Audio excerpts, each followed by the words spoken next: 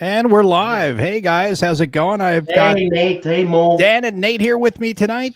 We're going to do our little war game chat. We're going to see how this goes. First time we're doing it. We've all done kind of various war game chats, but tonight we're going to do a new one that, we're just going to try something different. It's just a general chat. We were talking backstage about some stuff, and I think we'll let Nate and Dan start that off about content creation and what you guys do in your channels and what we all could do better and how we can work better with publishers and publishers can work better with us. Nate, you want to take this one? All right. The basic gist of what we were talking about was the sales that we generate by doing the content that we create versus basically what do the publishers owe us in return for that. And it's a symbiotic relationship is the way to look at it, because to get your name out there, you actually have to create the content. So you have to buy a certain amount on your own just to get your name recognized, so people understand who you are and they like what you're putting out. And the specific game we were talking about was Core Space, because Dan asked me, hey, did they send you the game? I'm like, no, they didn't send me the game. I bought the game.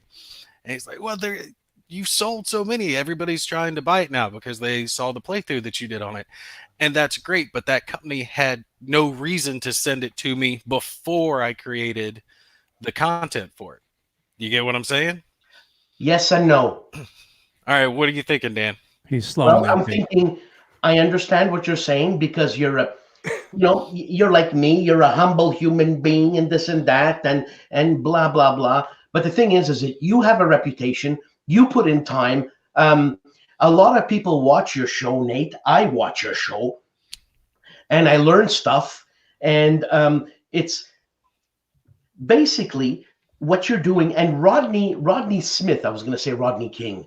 Rodney Smith had a two-part episode on this, saying that should reviewers get paid, and will that skew the outcome of the review? Now, personally, I say no. Yes, they should get paid. No, it won't skew the review. Obviously, we're not going to diss the company something fierce. We're just going to offer our opinion. And it's our opinion saying whether you think this game is worth the money, whatever component-wise, this and this and that. But I don't think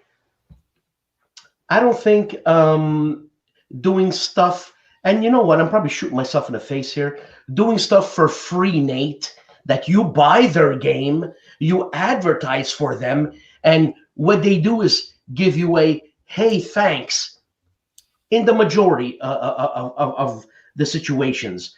It's business, man. It's, if I have, like, let's say on the Dice Tower, okay, Nate, I'm fortunate to be on the Dice Tower on a segment which there's 8,000 views a week. Now, I'm part of that 8,000 views, okay? You got onto the Dice Tower? I didn't know that. Yeah, I do a war segment on the Dice Tower, and I do it my way, okay? So anyways. The Canadian way? Yeah. Canadian A. Hey, what's wrong with that? And anyways, what I'm trying to say is that there should be, like you said, a symbiotic relationship between the publishers and the people who advertise for them. Because if you want to advertise your war game, you're going to have to pay money to whomever you want to advertise. But, there's some companies that say, hey, we're giving you the game for free. Now, us three, and more than us three, we know what a game costs if you print 3,000 or 5,000. So it's like, really? No. Well, that whole, reviewer getting compensated thing that gets brought up generally on the hobby side of the market all the time it's literally beating a dead horse, and it's a dumb argument. And the people who want to sit there and say, well, a reviewer is going to, they shouldn't get paid, they shouldn't get a free game, they shouldn't get anything. It's like, okay, well, why don't you then spend your time and effort and go buy the game and spend multiple hours playing it, learning it, playing it, and then creating content for it, and then come back and talk to me. Until then, shut up. That's kind of the attitude I've got about that at this point with people, because it's the squeaky wheel's getting the grease type of thing, and how that conversation even gets any acknowledgement anymore is beyond me. But Nate, you continue on with your answer. Look, I get the point that Dan's making, and it's not that I disagree with it. I just think that there's a chicken and an egg situation here. Which comes first? And the thing of it is you have to, it's kind of like starting your own business, right? Most small businesses have to prepare to not be profitable for the first couple of years that you're doing it, right? I think that a channel is similar in that vein because they have no reason to send you anything, to pay you, to give you games, nothing like that until you've got something more established that they know that it's going to be worth actually sending you some product because people are going to see it and buy it.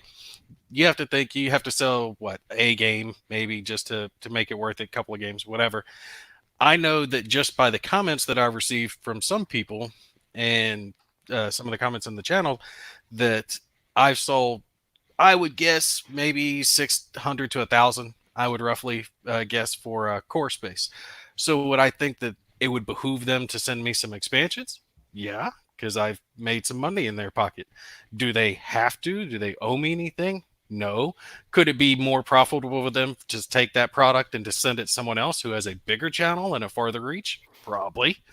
I've just got to be realistic about it and understand that no one owes me anything. And if they choose to, help me out and work with me, that's great. Actually, the reason I'm as big as I am now is because David took a chance with me when I very first started, and he liked what I did when he saw a couple of my videos, and he's like, "Hey, man, I want to work with you. I want to help you out." And a week later, a couple of big boxes arrived at my house, and I'm like, "Oh my God, this is awesome!" Mhm. And my wife was like, "No, this is not awesome. This is not a good thing for it."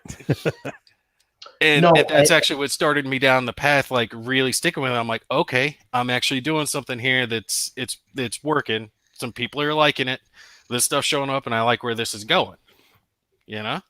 But he didn't owe me anything until I'd already done something for him. And you know what? Dave is business minded and he's smart. Okay. And it benefits us and it benefits him. And it's, like you said, a symbiotic relationship. It's beautiful. Yes, absolutely. David helped me out and continues to help me out, as does another company like DVG, Dan Verson. This guy's amazing. Just like David. These guys support people like us without question. There are other companies who Hey, pause for a sec. Y'all say hey to my brother. He's actually in the comments. Is that Matt? Matt Rogers? Yep. Yeah, that's my twin brother. That's Matt, why. how are you, man? That's why I said we got to put this up beard. there. He doesn't have the sexy beard. He said that Nate's big because of the random drop-in guests, and that's the big guest right there, Matt Rogers. I was telling him about this. He was wanting to play some Xbox this evening. I was like, "No, I got something I got to do, bud." Nice. And I'm sorry. Go ahead, Dan. Yeah, you know what? I was talking to, and I don't know if I should name this designer, but I'm not going to, okay? And he was saying that he wanted to start, in a designer point of view, a union, because in Quebec, we're huge on unions. Huge! I mean, Chicago doesn't hold anything to Quebec in unions. But anyways. Are they as corrupt? Oh, more so. It's incredibly corrupt. Yeah. Well, it's not like they can shoot each other. I mean, they can hit each other with a hockey stick or something. Hey, Nate. I don't know what you're talking about, man. But I gotta mess with you, dude. So he wanted to start a designers union because, designers get a certain amount of money, this and that, whatever. And these designers, they work extremely long time to make this bloody game. And I'm sure the publishers have costs, printing costs, advertising costs, this and this and that detract from what the designer is going to get. And it's normal. It's distribution, advertising, blah, blah, blah. They're putting in the big bucks, right? But this guy, he must have put about, 3 years worth of time into designing a game. So what I'm trying to say is that guys like us, Nate and Mo, and other people, we should have a little bit more, not clout, for lack of a better word, a little bit more pull in having publishers taking us a little bit more seriously, because what we do, we love what we do, because we would not be doing this. I'm sure all of us will agree. And after a while, it's nice to be recognized by our peers, by the people who make these games. By the industry, I think is what by you're the trying to industry. say. It's not, man. Look, the amount of time that you're putting into Core Space, Nate. You're on episode 6. You know why I know that? Because I do the bloody news, so I'm up your ass all the time. Anyways, whatever. I think it's a good point, but at the same time, you know, I think that you're maybe being a little tougher on publishers. There, you know, there are some publishers that are really great working with content creators, and then there are some that, you know, just don't pay attention to them much at all, and then others that just, you know, kind of ignore it. And you know which one that is, Mo. Well, yeah, but they'll take what they get, but they don't, you know, they just, you know, they're going to do what they're going to do, and that's that. But anybody who's like that, it's like anything else. When you have a publisher that's not going to work with you, you don't do their stuff. If you have a publisher that works with you, you do more of their stuff. You know, it's just the way it works. It also really comes down to what free time you have, because this is all done free, you know, on our own time. And, you know, unfortunately, a lot of times people get busy and you can't do the things you want to do. You go in there with the intent of, I got to get this done, or I want to get this done. And then next thing you know is 6 months go by and you're like, holy crap, I didn't even do what I was going to do because the day job got in the way or life got in the way. You're right about that. You know, Mo, I do agree with you, but I've put myself in a position to be the news guy. So I have to be very unbiased here. Everybody has to be, because I'm the news guy type guy, right? This guy's doing this and this guy's doing that, but it's very hard. It's very hard, and even for me at this point, to say that this guy's doing this for this company, where I know full well that this company does not support anybody. Zilch, nada. It's becoming a little difficult. Yeah. But karma kind of comes around on that, because just like Mo was saying, should be a priest. Hear me out here. Mo is right that publishers that support the reviewers, the YouTubers, the columnists, the podcasters, whoever it is, it doesn't have to be YouTube. It could be whoever, but sure, supports people out there doing what we do, they get more attention. And I can tell that just by looking at my own channel. There's many, many more videos, because in a way I do feel like I'm obligated towards those who have sent me something, right? Yeah. So if they send me something, I put that one to the head of the list. That's going to be put above one that I want to do just because I want to do it. You get what I'm saying? Yep. And it's going to be like that with everything. But there is the drawback to it. And I think David really understands this. I will always be honest when it comes to my opinion of a game, but I might not be as horribly brutal if I'm friendly with the publisher. All right? Like, I remember one game that I reviewed, and it was botched real bad when it came to the solitaire component, and I chewed it to bits. But I'd never worked with the company either, so I had no personal stake, and I don't care what happens to them.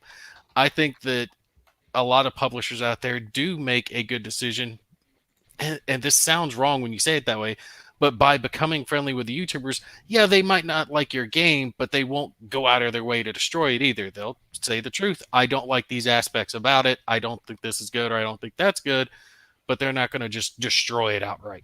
Does that kind of, you get what I'm saying there? Yes, but I have variations on a theme that you're saying. Well, there's a comment from Mr. Never Been to Europe. Get paid. He says, for content creators, get paid. Just let us know what the relationship is. We will figure out how reliable the review is when we get the game, which is true. He's right there. Yeah, he's 100% true. Now, I'm not saying that we're looking to get paid. I'm just saying that if someone was to get paid, that you're going to do the review whether you get paid or not. And me personally, I think that you should not get paid for reviews. A preview is a giant paid advertisement. That's different. When you're doing a review, it's literally an opinion piece. When it's a preview, you're showcasing the game. You're literally creating an ad for the game. So you're really not going to have as much opinion per se. If you do, it's going to be generally on the safe, positive side. You're not going to be as critical with a preview as you are with a review. So that may be a little bit different, but either way, content creation comes in many forms. It could be, game playthroughs. Gimpy does a lot of the review throughs, he calls them, where he plays through the game and gives you his thoughts, which is a great way of doing it. And then you have you with the news, Dan. You do a lot of, you do all the news every week. So you're like the mainstream media of wargaming. I have nothing to say but what's factual. You know what I mean? Well, yeah. And then, then he's not like me. the mainstream media. No. Then we have people like me that, primarily, unfortunately, I'm end up doing more unboxings than anything else because it's easier on my time, my scheduling to do that. But I do try to do the unboxings differently. I don't say, hey, here's the game and here's some cards and here's some counters. That's kind of boring. I like to do it in a preview type format because then you're, creating like an ad for the game and, showing people what they're getting for their hard-earned dollars. Because before they go drop $70 on a game, what's inside it? And, how does it work? Give me a fair, basic understanding. And then I'll look at it and go, yeah, that's kind of cool. I'm going to go buy it. I've gotten many messages on people who have bought a game because they saw the unboxing, or they didn't buy it because they're like, I was thinking it was going to be cool, but it doesn't look like it's for me. Informed decisions. Well, Mo, unboxings are, look, unboxing. Controversial. You could choose what you want to unbox, okay? And the thing is that I know you, and you unbox a lot of stuff. And I've spoken to you many times, and even though you have a certain opinion of a company, you're still going to unbox the bloody thing. You're still going to do it. And Sure. You know what? Kudos to you, Mo. But you know what? It's weighing heavy on me, especially for guys like you, for guys like Nate, and for guys like Stuka Joe, for guys like, I'm going to forget a lot of stuff. And like, there's some quality content there, okay? Even in our little niche, in our little, like, pathetic little niche, this and this and that. Hey, the Players 8 have 6,000 subscribers. That's 6,000 people. So every week... Time out. Just to FYI, and Mo back me up on this. Are you going to say they have 5,558 Russian bots or something? No. Take whatever the subscriber number is, and generally you can multiply that by at least double, and that's how many people watch the channel. Yeah. Because roughly 60% of the people that watch my channel aren't subscribed to it. Okay. True. So, thank you for saying that, Nate. It's something a lot of people don't understand is the majority of people don't subscribe to the channel. So, but it's getting views from all those others. So you can multiply it by, whatever, but usually double it. And that's who's watching it. And there's a great comment there from Itinerant Hobbyists saying unboxings are great because everyone's buying online. So you don't have that tangible pick the box up and look at it. You got to rely on what somebody does, which is where unboxings do have value. Now, some people hate them, but I think they have a place. I don't hate unboxings at all. And you know what? I might sound like I'm bitching a lot, and I probably am bitching a lot, but you are. Yeah. I love what I'm doing, and I swear to God, I do, because or else I drop it because we're seriously. But it's just respect of your peers, man. Sure. Like when I was in music, that's what I wanted the most. I wanted respect of the people higher than me to say, "Hey, man, you're doing good. You're doing this," or a critique of like how you can improve. And when I went to WBC. The only time I went to WBC, I knew some publishers who wouldn't even look at me. I know they know. They didn't look down enough. That's what it was. You were just below their eye level. That's messed up. I gotta dial Dan back here. He's getting too worked up. So I had to make a little bit of humor in there. No, that's fine. That's fine. I appreciate it, Mo, because you knocked the wind out of me. You gotta take the wind from the sails every so often. All I'm saying is that we matter. We do. My brother's actually made this point to me before, and I agree with it. And you can equate this to other types of channels, like Warhammer channels or video game channels. That a lot of the ones that become bigger and they become the paid voice of whatever company it is, they actually hit a point to where they're no longer trusted because the people who used to watch them now think of them as shilling for the company, because it only takes one time for you to put out a review saying X is great and X is actually a piece of garbage. I can't remember the specific video game it was, but I remember it released, and IGN and Kotaku and Polygon and all of those were giving the game 8s and 9s and rating it excellent. But then when the user reviews came out, they were like 2s and 3s and saying it was garbage and it was horrible. And it was some EA game. I forget what it was, but Oh, there you go. That's all you need to say. EA. yeah.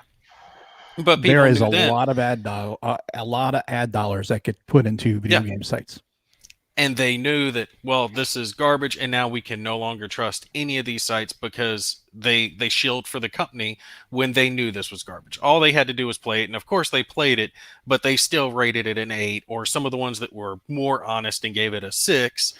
It still, that was higher than it deserved, and people don't trust them. And that same thing can happen to the industry that we're in. So if I had a company paying me bukus of dollars to review and do all their stuff, I would still be honest about it. But how many people are going to believe what I say now?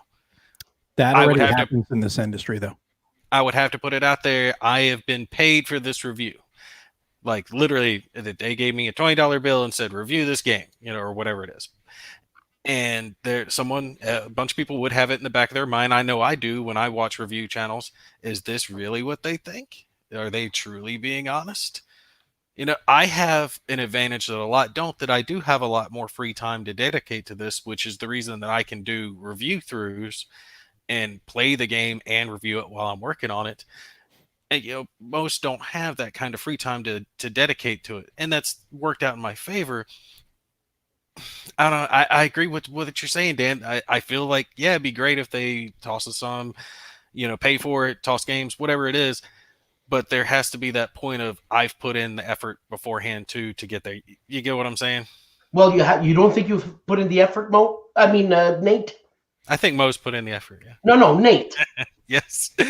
Obviously, I think I've put in the effort. Hell, I've put in thousands of hours. You know what? Just watching your reviews, I know you have integrity. And I personally am telling me I have integrity. So, no, I'm not going to fall into this. Look, if I don't like a game, I'm not going to review it. If I was a reviewer, I would tell the publisher, I'm sorry, I don't like this game, but I don't want to diss you, so I'm not going to review it.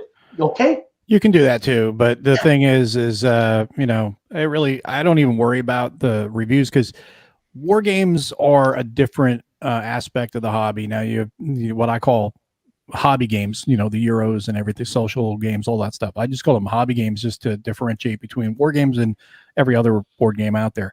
War games are a different beast because, number one, learning them takes far longer. There's more effort that needs to be put into them. Actually playing a game all the way through, if you're going to do a review, it could take weeks to play through a game.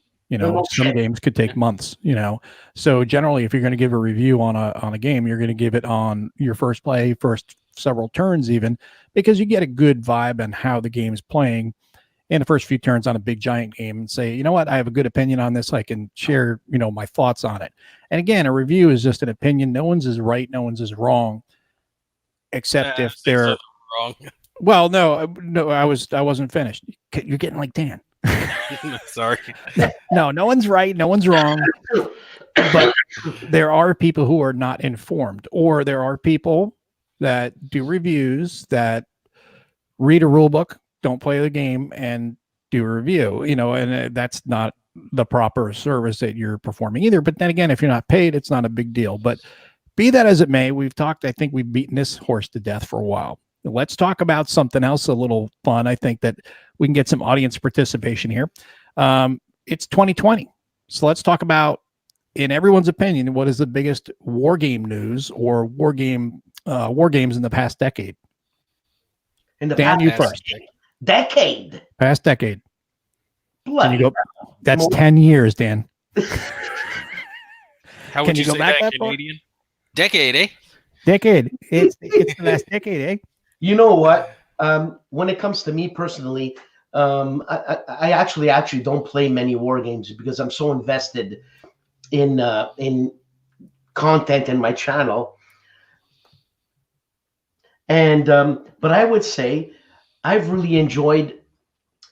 Like I'm a solo guy, okay, because there's nobody around in my neighborhood. For Pete's sake, I enjoy solo games, okay? Like really, I do. And I've enjoyed like decision games, Struggle for Galactic Empire, mix it like Isaac Asimov type Foundation game. I really like that. Um, games like Fred Manzo's game that he just put out, like Escape from Hades, where it's and light and fluffy, man. I want light and fluffy at my age, man. And I mean, I'm just looking around here. Some man, I can't believe I'm saying this. Some old Victory Point games. I can't believe they're out. I mean, there was some cute games like little small games. It's precious, like Zulus on the Rampart.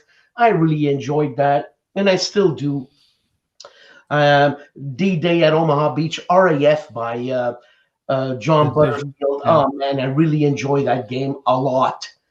I'm more into the newer games than the older games, the old Hex Encounter games, because the old Hex Encounter We're games. only going back the past decade. That's not that old. Depends on your perspective. Well, yeah. Now, I would say, like, for example, I'm going to say, as far as war game changes in the past decade, two influential games, two big games that I think really are big that change things is Labyrinth and Andean Abyss. You had that CDG really started taking hold in the early tens of this century, I guess you could say. You have Labyrinth, which is solitaire or 2-player, and then you have Andean Abyss, which introduced the coin system. And the reason why I say it's a big change is because it wasn't your standard traditional Hex Encounter war game. It started, that Euro blending of Euro and war game. It was asymmetrical. It's asymmetrical. It's Euro mechanics and it's war game sensibilities, which is a draw to non-war gamers that they get intimidated by Hex Encounter games. And they say, oh, well, this is kind of a Euro. I could try that. And then the next thing you know is they've come to the dark side and they're looking up Hex Encounter games. And, that's great. You're talking about coin. The coin system and Labyrinth. Yeah. Really? Yeah. Okay, because I don't know anything about coin. For some reason, I'm intimidated by it. I don't know why. Don't be. I used to be too. It literally is not as difficult as you think. They're fairly simple. It's a fairly simple system. It's not. I don't mean simple in a bad way. I'm just saying it's a simple system to understand. Each one has its own little intricacies and nuances that you'll get after you play them multiple times. But you could play with the bots, or you could play it solitaire by yourself, all four sides, or you could play with up to 4 people at a con or whatever. But they're really good at. I think they're a great blend of the Euro and wargame part of the hobby to bring more people into the wargame side. Yeah, it really does look harder than it is. Kind of like that one. Sorry, I couldn't resist. I'll tell you what. I'll jump on this topic, and I'll give you one that you guys might not agree with. But for me, it's more of a personal thing because it's kind of what got me into the hobby, and that's A World at War by GMT. And I'm saying one that I actually haven't played. I have it. It's on the shelf, but I haven't played it. And the reason it's like my game of the decade is because it's what really got me into the real war game hobby. Because when I was looking up war games and trying to figure it out, I read this article a guy had written about the game, and he was talking about this grand experience he had with him and his buddy, and they took 6 months to learn the instruction booklet, and he's like, I was determined I was going to learn how to play this game, and they even rented a cabin, and they went there and they sat down and they were poring over the rules and setting out the map and the counters, and they were going to actually play this, and they sat down and they played it, and of course it's the slog that it is. But I remember sitting there thinking, wow, there's a board game out there that could take you months to learn how to play, and it's got multiple maps, and you could play it for a year and not actually beat it. That sounds like awesome. You know, that sounds like a really cool experience. I'm like, I've got this whole spare room. This is back when I had one kid, not two, not three. Yeah. Yeah, I was like, I've got this whole spare room. I can set up a big table and put that out. And strangely enough, I didn't end up getting a World at War first. I was choosing between that and Absolute Victory as my first big choice because I wanted to jump in with both feet.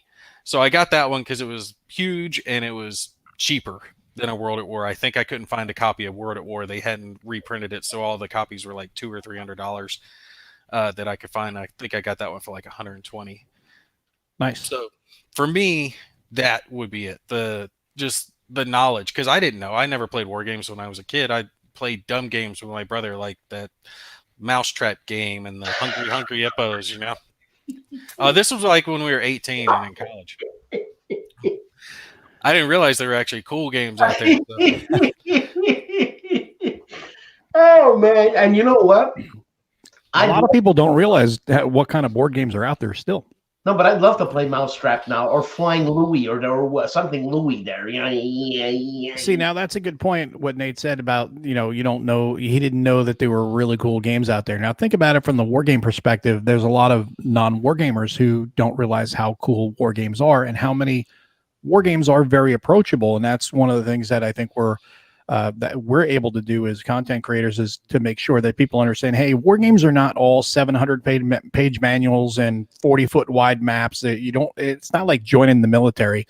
There are some games that are really deep like that. It's really the retirement fantasy game that everybody wants to play that no one probably will, or very few will actually get to play. War in the Pacific. Yeah, exactly. That sort of thing. War for North Africa. Those things are Campaign for North Africa. I mean, those types of games are going to be difficult to play from beginning to end. But there are plenty of games that you can play in an hour or two, and those are the ones that people can jump right in, and they're really not complex. There are some that are 4-page, 8-page, 12-page manuals that really are not difficult to grok, and that's what our job is to make sure that people understand. There's all sorts of war games out there, so don't be intimidated by them. Yeah. No, I don't know if I'm missing a point here. Yeah, it's gone right over your head. Yeah, obviously everything does. Give me that softball. By the way, I don't like softball, but because I'm privileged to be on the dice tower and see the other side, right? And I speak to my girlfriend many, many times about this. It's like, why can't I grab these people? It's the theme of war, man. Nobody wants to do war. There you go. Harold Buchanan says Mousetrap was awesome. Played it over the holiday. Hey, Harold, how's it going? Good to see you in the channel. It's gotta take Harold to cut the breath out of me, man. All right, what are you upset about? Dan, my brother was actually messaging me saying that Dan is the angriest Canadian he's ever seen. You know what? I think your brother's got a problem. Well, look who he grew up with. The angriest Canadian. Yep. What's the matter with that guy, man? And Dan with the Michigan shirt again. Oh, Harold's just on a tear tonight. No, and look, Harold, I'm sorry. I'm sorry. Harold, I'm sorry. It's a comfy shirt. I bought it for $3 in Nova Scotia. Give me a break. I gotta say, I'm backwards. Yeah, Stiger. I don't know how to. Stigler. Stigler. And Harold with the hat trick says, seeing the three of you together should prove to them how cool war games are. Absolutely agree. Now, I agree with him. The ones that are marked as quick plays, and I think that's for every game, is synonymous with shallow or lacking depth. I kind of think that when it comes to the more generalized games that you'll see people just picking up at Barnes & Noble, places like that, the games that I try to kind of get the wife to play with me, that if it's easy to learn, it's not going to be something that captures my attention. Now, I've been wrong. There are plenty out there that don't have a whole lot of chrome that are still fun to play. But yeah, I gotta agree. I kind of turn back. I'm like, I don't really get it. No, I'd rather have something that's deep. I have to think about it. I can really sink my teeth into it for a period of time versus something I'm just going to play for a few minutes, What about like any type of social type of game? And don't yell before you hear what I'm saying. You know, you have a game like Code Names. Have you ever played that? Code names. No. Okay, that's a really fun game. You play with a group of people. Spyfall is another one. You play that at a con Is it late at kind of like night. that Ultimate Werewolf type stuff? Secret Kind of, Hitler. sort of, but actually a better game. I'm not really big in Werewolf, but it's that same type of feel, kind of. But like Spyfall is great. For example, Spyfall, everyone there's like a common theme. You're on the space station, for example. This happened at BGG Con a few years ago, several years ago actually. We were all playing probably about 3 o'clock in the morning after everybody is feeling comfortable, and Rodney was playing with us from Watch It Played, and the location was a space station, and one of you is the spy, and everyone else is on the location, and everyone is kind of, you give a hint as to, you ask a question, can you do this, can you do that, and whoever's a spy amongst you is trying to get this information and realize, oh, this is where they are, and everyone else is trying to verify who is not the spy, and you're trying to ferret out the spy. And it's really a fun game with the right group. And the first question we had was, you were on the space station. I said, Rodney, can you go ahead and open the window for me, please? And he said, sure. And I was like, I put my hand up. Everyone goes, I think I know who the spy is. It's Rodney. He's like, why? What's the location? Space station. You can't open the window on a space. Well, you could, but it would be a bad day. But so games like that can be fun. I mean, they're totally different in war games, but games are meant to be entertaining and enjoyable, and everyone has different levels of entertainment. But there's a place for those games. No, I agree with you on that. I haven't heard of Spyfall. Recently I got Secret Hitler, and I want to try that one out with my neighbors, see how that works out. But we haven't actually got to sit down and play it yet. But I like the idea of eliminating the bad guys. My neighbors are all Yankees, so they lean the other direction. So I'm kind of worried about bringing them a board game that has political undertones. See, even your brother knows that Spyfall's fantastic. He gets a few things right. He doesn't get into war games specifically. He's bigger into miniatures and Warhammer and that type stuff. He likes to paint the minis and then line them all up and kind of put on a dress and dance around. It's his own little thing that he likes to do. Well, we were talking before. I said about how I thought, the big changes in the last 10 years, Labyrinth and the coin system really did change war games in a really positive way.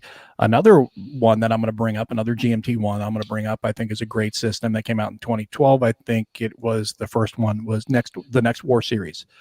Next War Korea came out, I think it was 2012, and then it had 3 more. So there's 4 in a series now, and there's another one on the way, Next War Vietnam. But that really, I think, took off as a great series, and GMT has really backed it with a great support site, and there's a couple of supplements out, and I really think that is the go-to. It probably is the only modern conflict what if series out there right now. I just saw a comment here. Robert Moffat said Warfighter from DVG.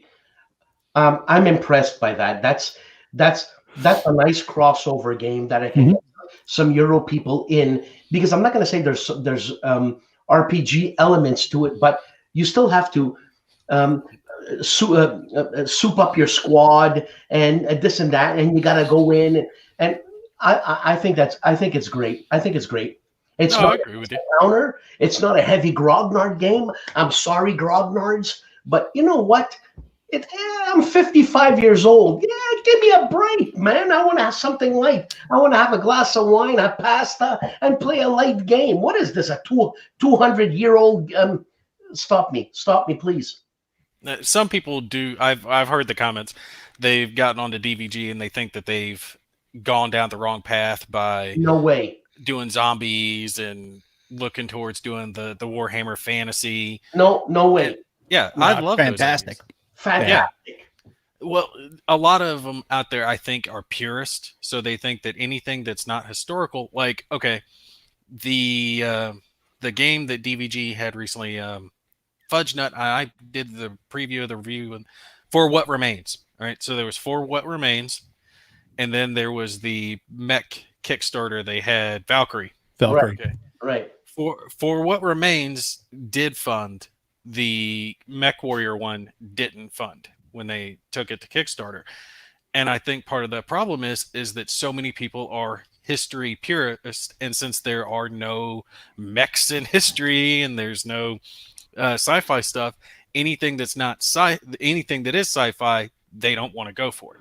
So the easiest way to fix that is to build the world and start feeding people the world and make them want to know more about the world before they back the Kickstarter, make them get invested. Because when it comes to sci-fi stuff like Battletech or any of these games, they have a rich universe, and you can steep yourself in that universe to where you go, you know what, I like this house or that clan or whatever. And it gives me, because I like the whole idea of why am I fighting? I like to buy in on the system. If I'm just playing to shoot pews at each other, it's like, yeah, okay, kind of cool. We're rolling dice. Yeah. See, For What Remains did that though. The instruction booklet had the backstory of why this war between these weird factions was going on. And I actually found myself reading the rule book, reading the little blurbs, getting done with it and going, I would read this book. I want to know what the deal is, what happened. Like, it was actually interesting. And I really tried, probably not successfully, to convey that to the viewers when I was talking about the game itself. That was innovative. And that was from David Thompson, great designer. Love everything that he puts out. I'm actually going to be doing a preview of something of his that he's working on now towards the end of this month. So stay on the lookout for that. But yeah, great stuff. I just wish more people would go for it. And it kind of makes me worry about Lock and Load, because they're getting ready to do the Lock and Load Tactical Space Infantry. You guys seen that? Yeah. Hold on. David said he was not going to go tactical with space. No, it's it's the Space Infantry counters. So there'll be counters representing space infantry and their troops and their vehicles and everything, but it'll be operating on the Lock and Load Tactical. Right. The whole thing with David Moe just a couple of weeks ago or something. Yeah, it's in the works, but the whole thing with Warfighter is Warfighter. The people who may knock it, like you guys were saying, is they're looking for the hardcore tactical game. They want the ASL, where as I always joke, ASL. I'm gonna run out of this building and go across the front lawn here to shoot at this guy. I've got to roll to see if I trip on the sill of the door before I step, or the threshold before I step over. I've got to roll to see if I slip on the wet grass, depending on the time of day. If there's a +2 modifier on the dew at 6 a.m., that's great. There are people that love that. The dungeon masters are run for their money. That's why I won't even touch that game. Absolutely. And that's great. I mean, if that's what you want, that's what's fun, go for it. Absolutely have fun with it. It's a long running series for a reason. But then there are other people that, either they don't want to buy in and go that deep onto a tactical system, but they want that tactical flavor. Play Warfighter or Undaunted Normandy. Undaunted Normandy has gotten both praise and some criticism that I think is, incorrect to do. There's some in the wargame community that have knocked it because it's not hardcore enough. There's, line of sight isn't done the way it should be. It's like, what? It's everybody has an opinion, and you know what? Bottom line is that game is not for you. And that's why there are so many games out there, because there are some for you, some for other people. Either way, be thankful people are playing wargame type war themed games or conflict simulations, as Harold always likes to call them, rather than war games, that they're interested in this side of the hobby. I remember playing Risk when I was younger, right? And Risk, it wasn't deep enough for me. So I enjoyed the war game aspect of it, but I wanted something deeper. And that Risk game got me into hex encounter games. So Undaunted Normandy, whether line of sight or line of schmight, whatever, if you're interested into this tactical type stuff and you want to go deeper, well, there's room to go deeper, and it's a gateway game, and it's great, man. Sure. And Robert brings up a good point with ASL. Don't forget to look both ways before you cross the street, because that will, give you a negative GM on your roll. Is that an actual rule? Probably. I have no idea. I've not really dug into ASL that much. My tactical game of choice is L&L Tactical. Conflict of Heroes is another great one. The new third edition rules are fantastic. Academy is another game company that does really top notch. Can I announce something for Conflict of Heroes? Oh, sure. Just a FYI to those who are watching, I'm going to be doing a giveaway for Conflict of Heroes later this month. So it'll be the third edition. I'm going to have one each of Awakening the Bear and Storms of Steel. So you guys stay tuned for the channel. End of the month, you'll see me doing a playthrough of Storms of Steel, and that's where I'll announce the specifics of how you can be entered for the giveaway. Am I allowed to participate? Yeah, everybody's allowed to participate. You're not going to win. He's not shipping to Canada. No. Oh, man. No, you know what? I mean, ASL, obviously, ASL is the epitome of it's chess. It's chess, okay? And it's a competition game. But if you want to have fun without getting into serious rules, Conflict of Heroes, Lock and Load Tactical, and I mean, I'm not belittling these games. They're serious games. It's just, to be fair, I think Lock and Load Tactical, it's gotten big. It's gotten really big. Yeah. Oh no, yeah, absolutely. But it's not going to tell you what kind of bullet are you using and what kind of wind in assault in points up because it's salty, the weather, so the drop of the bullet is heavier. Yeah, I don't need to do that. Been there, done that. Got the DD214 to prove it. So I mean, it's for a game. Yeah, that'd be kind of cool. But me, I want to concentrate more on the tactical side than I actually want to get into the minutia. But other people, again, like the minutia. Those are the rivet counters. They enjoy that. And when I was younger, I enjoyed that minutia, Mo. I loved it. I love the technical aspect, the detail of it. Right now, like I said, I'm older, obviously, and I'm the oldest guy here, so please have respect. And it's just, I don't know. I don't want to do that. It's just, I just don't want to do that. I want to play a game like this. What was that? Tic-tac-toe? Like pocket battles or something. What's it called? What's it called? I can't read it. I see a tank. Oh, wasn't that a Kickstarter? Yeah. It's a stupid little game. And you know what? I hold it in my hands. I could play it on an airplane. I could play it while I'm going to sleep.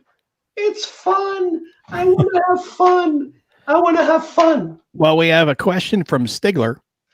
He asked, here's a contentious subject. Do any of you guys clip your counters? I do. I don't, but the wife does. She loves clipping counters. Yeah, clippers for life, baby, and clip them for me. Yeah. And here's a little tip for those of you kids at home. You can do this. It is safe to do on your own. If you don't already do this, you see on the front. I don't like that one, Dan.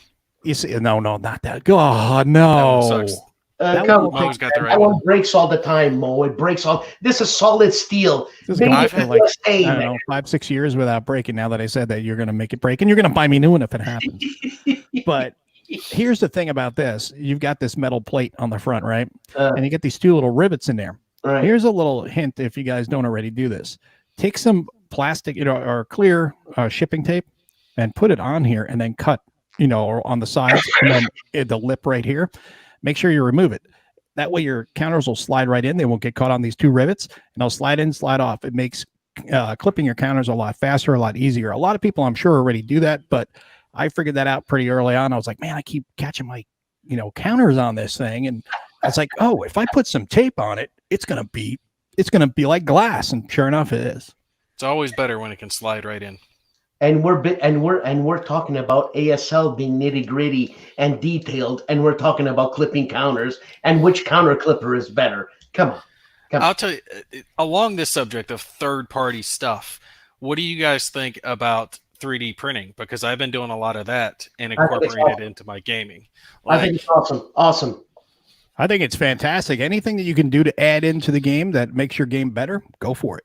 Like these little doohickeys that I printed for not Warhammer Warfighter to hold the cards, and then all the little bowls that I use to hold counters now. I just printed off a dice tower. There's so many little aspects for it. multiple games, and the shitty part is most of them are Euros, have the organizers that you can print out to put in the box to keep track of the counters better. I wish we could get some guys who were, good at 3D programming and designing and all that crap to come up with holders for these war games. Because tell me that games like Fields of Fire couldn't use some better organization, Oh yeah. Yeah. And you know what? Fields of Fire I've got over here, and it's in the back on the bottom shelf over to the right. You're gonna see Fields of Fire. Next to that is a 3-inch white GMT box with 5 counter trays in it. Yes, of That's course. just for Fields of Fire. Yes, I've got the same. And Nate, you know what those guys for 3D printing would ask for if you'd ask that? What? Money? Yeah, yeah. You're like a dog with a bone, man. You're Don't obsessed get with me started. Stop it.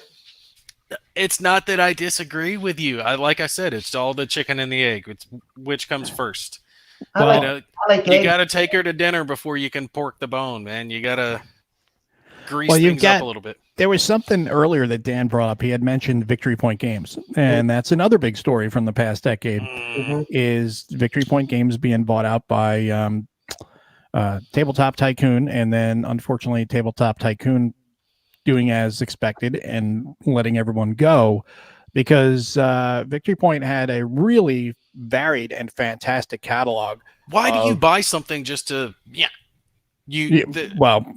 but that's the people were that's what you were buying. You And know as far as why? I know, they didn't even keep most of the IPs. So You know why, Nate? I like it when you get angry and all that. You know what I'm saying? You know why? you know get the angry Canadian happy. Do you know why they can buy it and do what the hell they want with it? Because one, you're insignificant. You're a war gamer, so kiss my ass. what were they after? What were they after? I don't know, but they were after Dan's anger. I think they got what they paid for. What gets me, and Dan, you'll get what I'm talking about on this, right?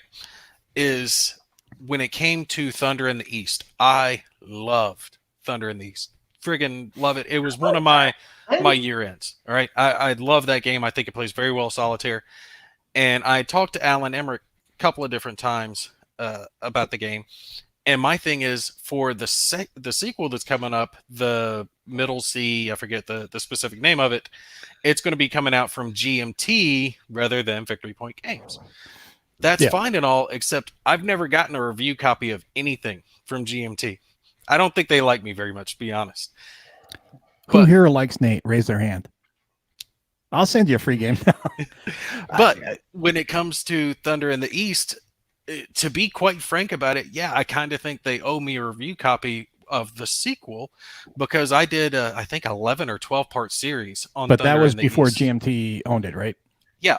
But I know I sold a buttload. No, I'm not busting chops, Dan. I'm just looking at it from an honest perspective here. You're just on this tear about getting everybody paid. I guess. My thing is, yes, I do think that it would be a good gesture with how much I helped the first one succeed to let me do the same for the second. Well, that again goes back to where there does need to be some improvement in the work between publishers and content creators, and how, we can all work together to do things better. Like, Thunder and Ease, for example, is a great example. You've got the new one coming out, the Middle Sea. Well, then a publisher, GMT in this case, should contact you and say, hey, listen, you did some great work on Thunder and East. We'd like to send you, a prototype copy or something like that to start shooting some videos for and drumming up interest or whatever stuff for the Kickstarter. If they went that route, if not, they're just going to do traditional publishing. Fine. You can just, do videos on that. And then maybe even talk to you about doing a walkthrough on how to play the game, like you've been doing with other games. That's fine, but that's something the publisher has to see a need for and has to reach out for, to you to do. It's not just going to come out of thin air. That would be a much different conversation. Sure. Nate, do you get in touch when you do your playthroughs, your 11-part playthroughs? Like, really? When you do your 11-part playthroughs, do you personally get in touch with the company and say that you're doing that? Beforehand, no. Okay, so Thunder and the East was a Kickstarter. I backed the Kickstarter, got the game in, and that's when I did it. And when I really sat down with it, I was like, okay, I really like this. After I had finished it and I had a product to show, that's when I contacted Alan and I was like, hey, here's the list.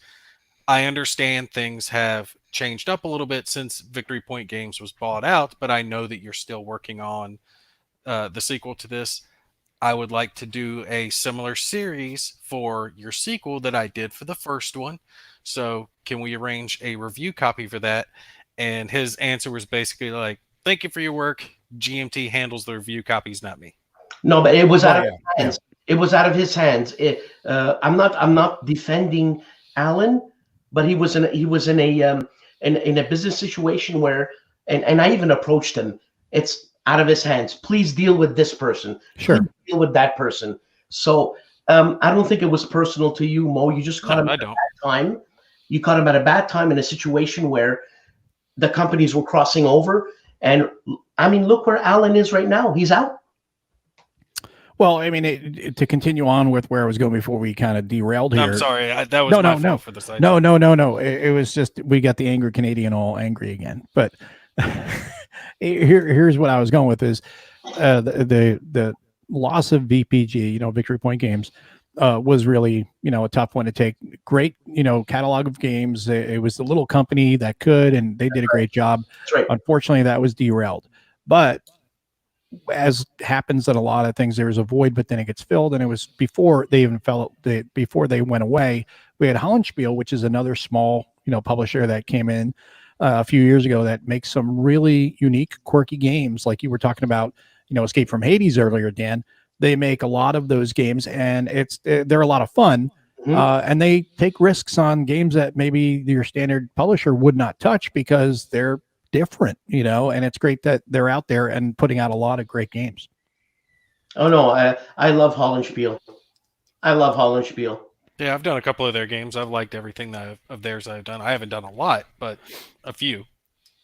Yeah, and once you get to know a guy like Tom Russell, you love Hollenspiel even more. Yeah, no, Tom and Mary are two of the nicest people in the business. And let me tell you something right now. I've met a lot of people in the wargame industry, a lot of people in the board game industry, and the wargame industry. I mean, the board game industry is full of really, really nice people. In my experience, the wargame industry is filled with, in my opinion, and I'm a little biased because I'm definitely more of a war gamer than a hobby gamer. I think the wargame industry is filled with the better people, in the fact that it's a smaller community. Everyone knows each other, and everyone understands that, these publishers want you to buy their product because they're a business. They need to stay in business. And at the same time, know each other, war gamers know each other, and the publishers are war gamers. They're not any different than you and I, other than running a publishing company. And they love the products they put out. And, like Legion, Revolution Games, there's a lot of small publishers out there that put out some really fantastic product. Yep. I mean, hey, I love small companies. I just did something. DVG? That's not a small company. They're a small mom and They're pop. they're a small company. They're run by Dan and Sarah and Eric. Oh no, or not Eric, Kevin. The way it's run, I'm sure it's almost a mom and pop shop. But the way I think about it, these guys are so professional, and they put out quality games. And I mean, the component wise, it's awesome component wise. Whether you like their games or not, that's subjective. But I really enjoy DVG games, and my God, the customer service, Sarah, that's ridiculous. So Robert says he's met a lot of beers in the historical wargaming hobby, and whiskey. But the funny thing is they're not the only people that have fantastic customer support. GMT has fantastic customer support. L&L has great customer support. There's so many that, because they're smaller companies, they know they need to keep you engaged as a customer, because something negative happens and it can harm you. And on that note, Just yesterday, Compass Games came out and they had Fubar with their charge, with their credit card charge thing, and that was a bit of a mess. And I'm wondering what, if any, fallout will be from that. I didn't hear about that one. I don't think I've got anything You're talking pre-ordered for about that. GMT, Mo? No, Compass. Oh, Was it for a specific game? They were using the old pre-order system, and they had a premature credit card charge, which almost sounds like something that you need to go see a doctor about. But they, unfortunately, their credit card system charged for games that people had on pre-order, the games that are not even done yet. So that is something that has, So like everything that was on pre-order suddenly charged all at once? I can't tell if it was everything or not. I haven't dug into the specifics of it. I don't think they've even come out and said, let me see. I had something over here. It said, discovered today that their old pre-order system suffered a major glitch and ended up processing charge. Yes, it was on all pay later pre-orders. So yes, it was on all. Okay, that's freaking horrible. I gotta make sure that I didn't have anything pre-ordered. Yeah. I think Hearts and Minds was the only thing I had on pre-order from them. Jeez. Yeah, look, I'm sure they rectified it, or it's going to be rectified, because, hey, look, stuff happens, man.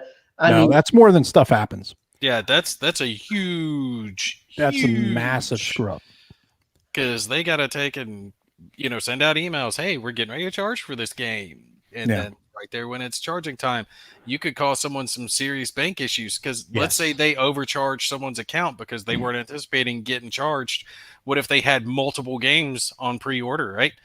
And they charge someone $800-900 and they knock their account. I didn't do that. Are they going to be paying these people's bank fees because they can put the money back? Life lesson here, kids: never use your bank card. Use a credit card. Always firewall your money. Don't give them a debit card, because if you do, like Nate just said, you can get hit with $800-900 in charges, and that could put you in a bad spot. Yeah, I never. Yeah, but I refuse to carry a credit card anymore. I never. Credit card's the only way to go. I basically just pre-ordered. What is it? Combat Commander, John Butterfield's new game. Oh. What is it?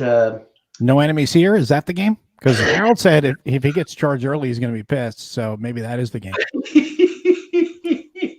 No, John Butterfield just put out a new game, Battle of the Bulge. The Commander. Yeah. Kickstarter. You know what? I just bought it because it was John Butterfield. I went blind, and I know I'm stupid doing it, but you know what? John Butterfield. I met the guy. What a sweetheart of a guy. I love the guy. I love his games. This is that. In my opinion, I don't know why I'm not going to say it. He's got like a man crush thing going on over here. Yeah, no, I've got a man crush with Harold Buchanan and John Butterfield. No, I would definitely buy stuff. Like, if it has Butterfield's name on it, I'll get it, because Enemy Action Ardennes is like one of my all-time top favorites. And regardless of the company who's publishing it, that's what I'm trying to say. Yeah.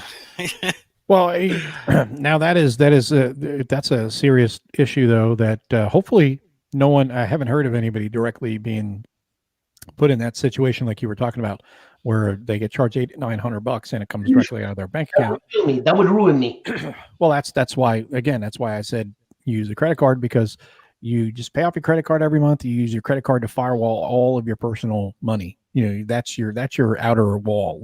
If that gets compromised, oh well, it's not your money, it's the company's money. They'll get you a new card.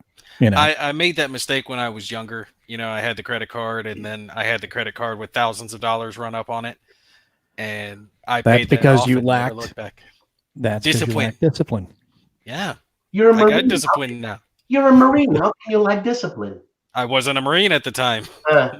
This was pre-Marine days. I was like, oh, that's a new computer. That's a new TV. It's like, it's free money. Harold Buchanan just said something. He said, if I love him as much as John Butterfield, then buy my game and prove it. Harold, how do you know I don't have your game already? Which game? Right. That's right. Which game are you talking about, Dan? I don't know what game. So then you're just talking hold smack. up. Go back to that thing for a sec. Have they put out a statement saying anything about rectifying the situation for the people that are watching? They did say they had something on Twitter. I think someone else in the chat had said that they put it on their Facebook page as well, and they said that if you are willing to absorb the cost, then you won't have to pay again later. Although at this point, you have one glitch, or you're gonna have a second glitch and charge me a second time. That would be my That's what I'm thought. saying. I'll issue a refund. So it's on you to contact them. So if you don't pay attention, you could end up getting charged. Like, they should be emailing people. They should be going out. If you were affected, they should email you and say, "Hey, you were affected by this. These are your options. You can." I would think so. that's the one that Harold's talking about right there. I had to get my left from my right differentiated there. You see that one?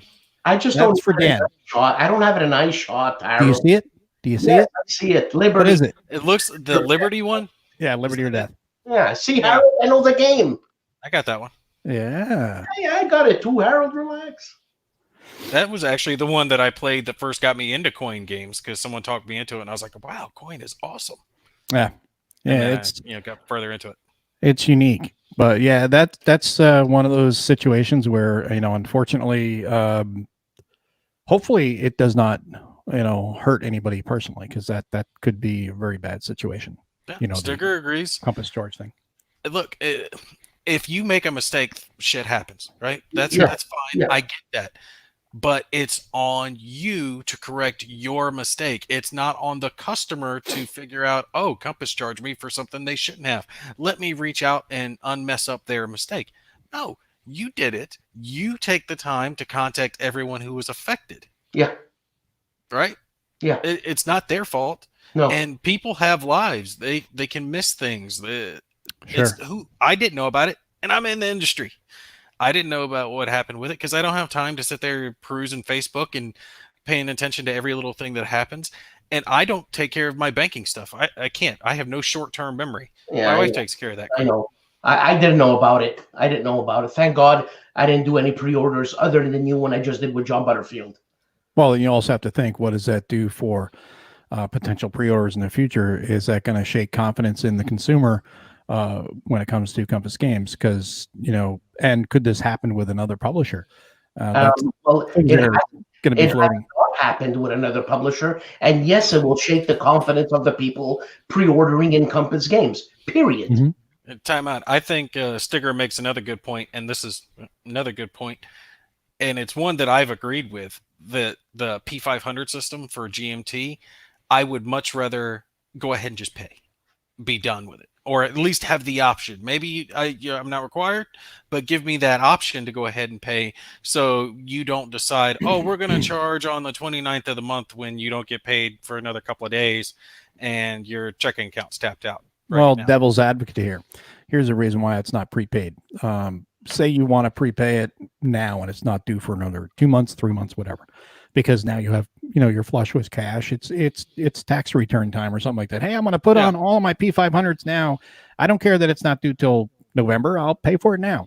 Well, that game in November, there's a slip and it goes to January, to February or March next year, because that has happened. Development cycles are not as clear cut and cut and dried as everyone thinks. So now you have GMT or any company that's running a P500 style thing where they take a pre-order. Now they're holding on to your money, and now they're dealing with an irate customer. I paid you, and you were supposed to be done in November. Now it's 4 months later, and I don't have my game. Do you want to deal with that? It's better to just they have estimates out already, and they do rarely ever make the estimate. That's what I'm saying. The estimates are not hard. Hard lines, which is fine. We understand that. Not everybody does. I'm looking at it from, like I said, playing devil's advocate, looking at it from the company perspective. It would create a nightmare for them. It could. Errands out there everywhere. There are going to be people who are going to be upset. There's people who are going to be upset because they didn't make their estimate regardless. But I will always err on the side of giving the consumer more control and more power in the situation than the business. And the consumer should be allowed to decide when their money is going to be charged to them. I firmly believe that should be a power in the consumer's hand, rather than the company arbitrarily deciding a year from now, random day, this is when we're going to charge you. Because I know I've got games on pre-order on P500 from GMT, and Sure. I have no idea when I'm going to get charged for them, and I can't factor that into my bills Well, you and do. savings and everything. The monthly update that comes out from Gene. That just like you were saying, the estimates aren't always right. So this month I factor in I'm anticipating being charged for 1 or 2 games from them, and then it doesn't happen. So okay, now I got to roll this money over. What I'm saying is that hassle should not be on the consumer. If we're supporting the company, they should be bending over and making as many steps, taking as many steps as they can to make it easier on us to buy their products. And if we want to pay when we want to pay, to make it where we know, hey, I've got the cash and I'm giving it to you now, so I'm square. Give me my receipt. I'm good. I understand some people will be dicks, but I understand it can arrive whenever. Let me have that choice rather than leaving it to the wind on when I'm going to get charged. Because yeah, I'll read the email when they send it, but I'm not always checking their thing. Well, I check it more often than most people, but devil's advocate, not always checking their little newsletter on when things are happening. And like I said, it should always be on the consumer to have that power, especially the power to decide when money's taken from their account. I agree. See, 2 out of 3. But I win. My math. No, I'm not saying there's a right and wrong answer, although I'm right. I'm just saying that I get what you're saying, what you guys are saying. I agree with it, but that is already in place. For example, with GMT, Gene puts out that monthly update and it says that month, here's what's coming out in the next 6 months, 4 months, 3 months, 2 months, next 2 weeks or whatever we're charging for this game. Well, it's going to ship within 2 weeks after that. And there's the baby. Hello. I wanted to show off my baby. Yes, I'm a proud daddy. Yeah, hell yeah. Could you say hi? Give a smile. Say hi. Yay. She's got 2 teeth now. Yeah. Future Wargamer. Right. Love you, baby girl. Say bye-bye. I'll be in there in a minute, okay? But sorry. No. That's a great little intro there for the future Wargamers of tomorrow. But I think that emails out there, on a monthly basis, it gives the updates. Now, granted, there is always room for possible improvement, but I think right now that the current situation is not too bad. I'm not unhappy with it myself, but again, I use credit cards. I don't use debit cards. I don't even carry a damn debit card. To be fair, you're right that generally speaking, I do have at least an estimate of when I'm going to get dinged. But life happens. I can't always keep track of the gaming thing. That's why my point is that if possible, that control should always be to the consumer. They should always take that step to make things as easy on the consumer as possible, because if the process is easier for me, then I'm going to be more likely to patriate your company again. But if something happens, and even if it is my fault, I didn't leave enough in my checking account because I didn't anticipate getting charged and I get dinged, it might make me think twice the next time. Do I want to pre-order a game from this company, or do I just want to wait? Yeah. Well, no. You can cancel, whenever you want, and it's not going to, harm you. The only thing you're going to do is you're going to miss out on the pre-order price and getting it sooner. But there's a good point here. Mind Connect Gaming has posted saying, interesting. The guys are discussing this. I'm actually doing my first P500 right now for the Plains Indian Wars. It seems like it's been on P500 for a while and is crawling at a slow pace to the 500. That is one of the things about P500 is waiting for the 500, commitment cutoff that, GMT needs to be able to, dedicate a print slot for it. It's a business. You have to make business decisions. Sometimes games are taken off the P500 list because there's just not the interest for it for whatever reason. And maybe it'll be shopped around to another, publishing company that can do a smaller print run or whatever. They'll, retool it and bring it back 6 months, a year later, whatever. But there are, delays. Sometimes some games just don't get noticed by gamers, or it's not enough, interest for that game. And then you also have the development cycle, which is not as clear cut and easy as people think. It's like, oh, just whip out the game, boom, it's out. It's like, we're not talking euros here. Those games can generally be cranked out faster. The hobby games, not just euros, but there's some really heavy euros too. But war games have way more pieces involved. There's way more levers and switches to flip and things. You have your rule book, you have your playbook, or any extra books that come with the game, all your player aid cards, your counters, the maps, everything has to be checked, double checked, triple checked, tested, played. It's development team and the development work for war games is a lot more involved than people think, and it's generally done by people in their free time. Okay, Mo, getting back to the fiasco that Compass Game had by charging people, blah blah blah. Did they put out a notice once this was done? Yes. Yeah, they posted it yesterday. Okay, because like I said, GMT posts once a month, like Gene does it once a month. So we know that every month Gene's going to put out something. So that's cool, whatever it is. Okay. Well, something like that, if they, don't take this the wrong way, nothing has happened like this for GMT for anybody that may be coming into this a little bit later. Right. But if it were to happen to GMT or any other publisher, I think that they would handle it the same way as Compass did and make an announcement immediately, whether it was on their social media channels or through their newsletter or both. Actually, any and all would be the way to go. But before we get any further in that, I did want to mention there is something really new and really, really super cool that is happening with this area by me. CSW Expo Dallas is happening in March, and it's going to be very comfortable for me. It's March 6th through the 8th in Allen, Texas. And I am just excited because it's going to be the first war game convention that I could literally drive the 8 minutes to the front door from my door to the front door of the convention center to go and enjoy. So it should be a lot of fun. It's going to be awesome. I'm not going to be able to get to CSW in June, more than likely at this rate, but I'll be able to go to the one in March. So March 6th to the 8th, I'm going to put a link in the chat for those who are in the chat. If you're interested in joining, it's $45 a registration fee. There are hotels. There's a hotel right there, so you can go, and it is 24-hour gaming. So fantastic. And are you going to WBC? That's the plan. And being that we have Harold in the chat right now, don't forget the San Diego Historical Games Convention. Awesome convention on in November every year. It's on Veterans Weekend, so definitely make a effort to get out there if you can. Now, Consim World in Texas.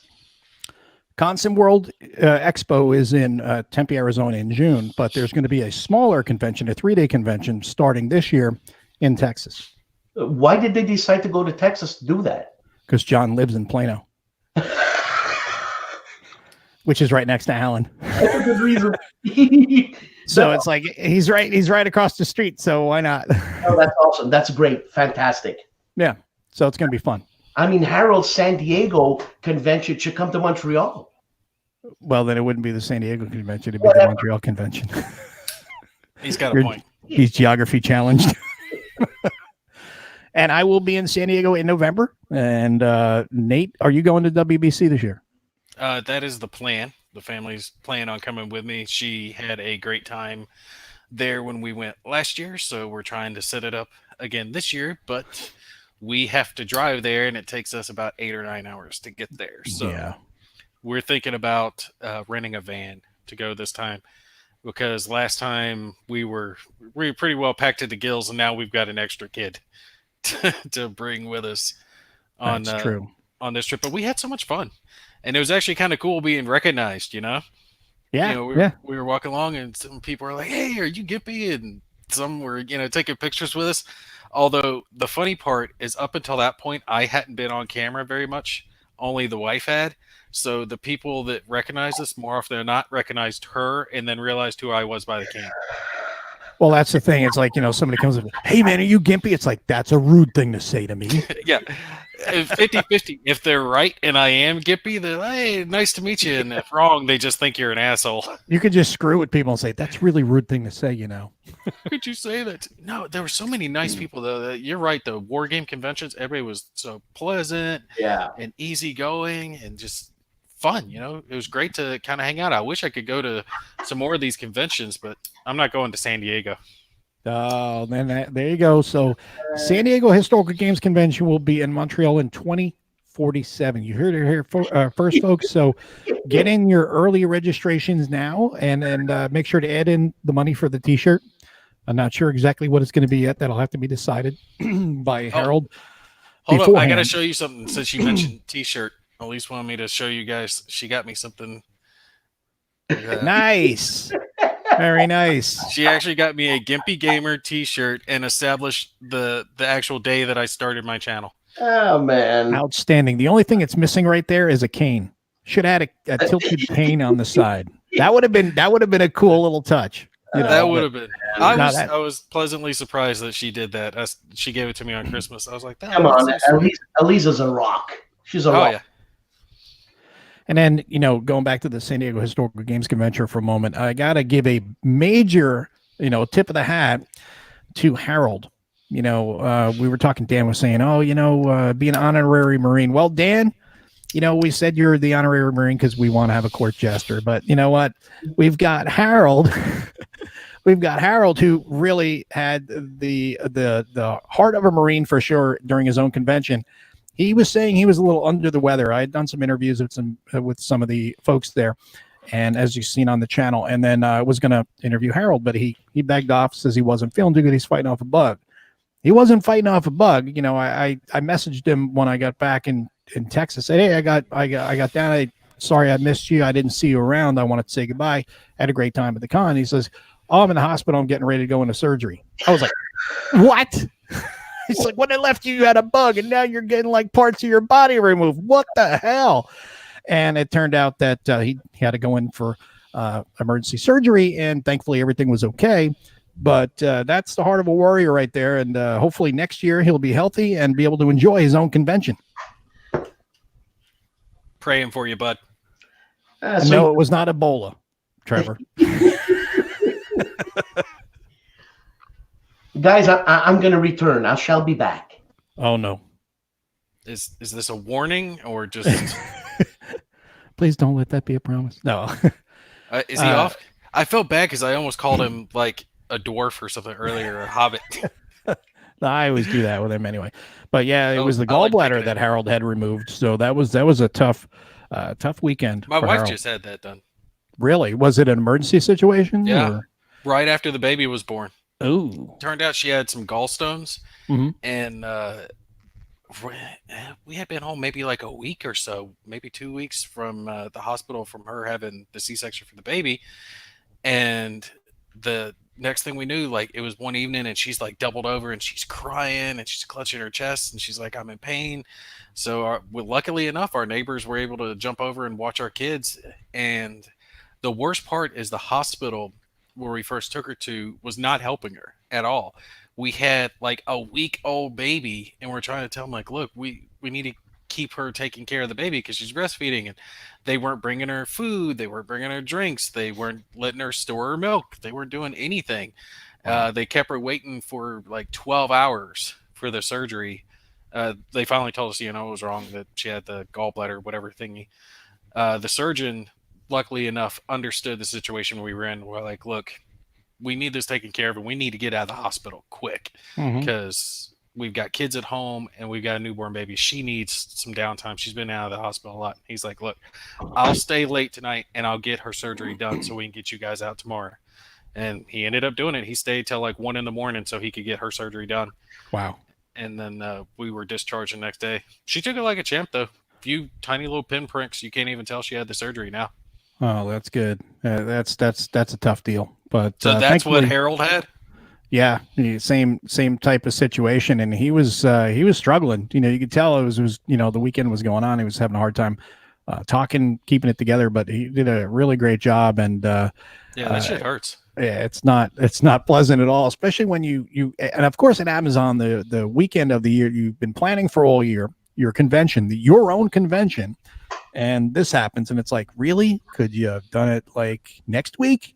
Not this week, but unfortunately that's the way it works. Murphy's Law. And you're right, Harold, they were stronger. Hey, Nate. What? The microphone, I can still hear you calling me a goddamn dwarf. No! Goddamn dwarf. He just called you a dwarf. Yeah. So, Nate, when I'm going to see you, I'm going to bite you right in the nuts. I'm just picking, man. I was just talking. I'll pick two cheeks. Don't worry about it. Oh, damn. Hold up. I mean, okay, so one other question here. What is everybody looking forward to in 2020? Wargame wise. I'm looking forward, actually, the WBC, man. I really, really enjoy that. Because people recognize you. And then you had your arm wrestling tournament. It wasn't really much of an arm wrestling thing. Yeah. It was just like, I told you the purse wasn't worth it. Okay. So Dan, you're actually coming to it this year?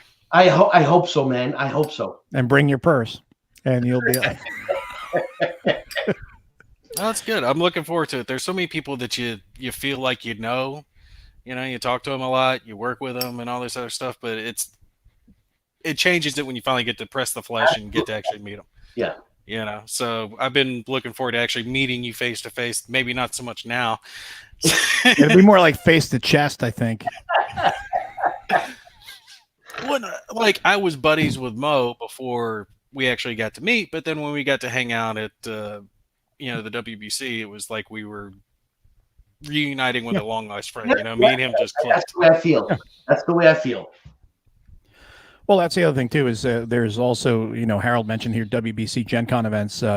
They started a thing last year at Gen Con, the Insurgency in Indy, and it's great to see a small but growing wargame contingent at Gen Con, which is just a monstrosity of a convention. So it's like really in the big scheme of things, it's like very small in comparison to the masses that are there, but it all starts with the first step, and that's great to see that first step taken.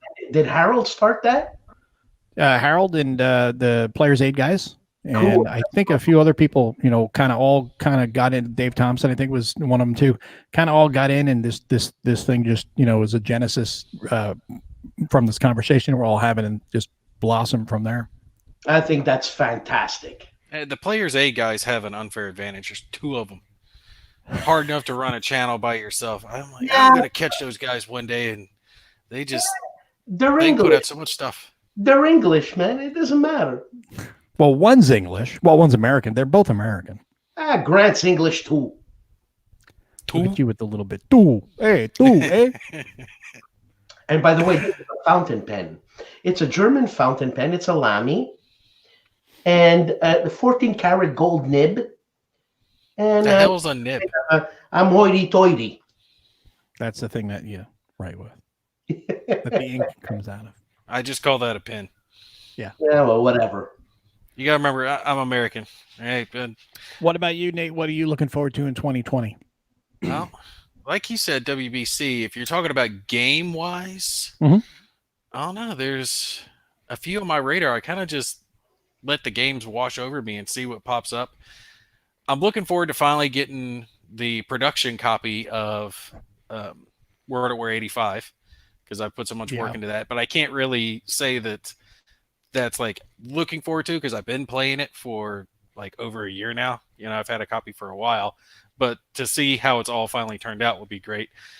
And I am probably the one biggest on my radar that I can kind of think about right now is the Middle Sea that we were talking about earlier. Because like I said, Thunder in the East for me was such a surprise on how well it played, how well it flowed together, how the designers had taken the steps to make the game as smooth as possible for its size.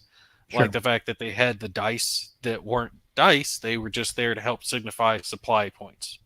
right? So you could kind of, at a glance, see where the supply areas were, and you knew so many hexes out because I had the numbers on there. Radius is 6 hexes, 8 hexes, whatever it was. That really made the difference for me on that game. So I'm intrigued to see how the next one's going to follow it up when the first one played so well in the first place.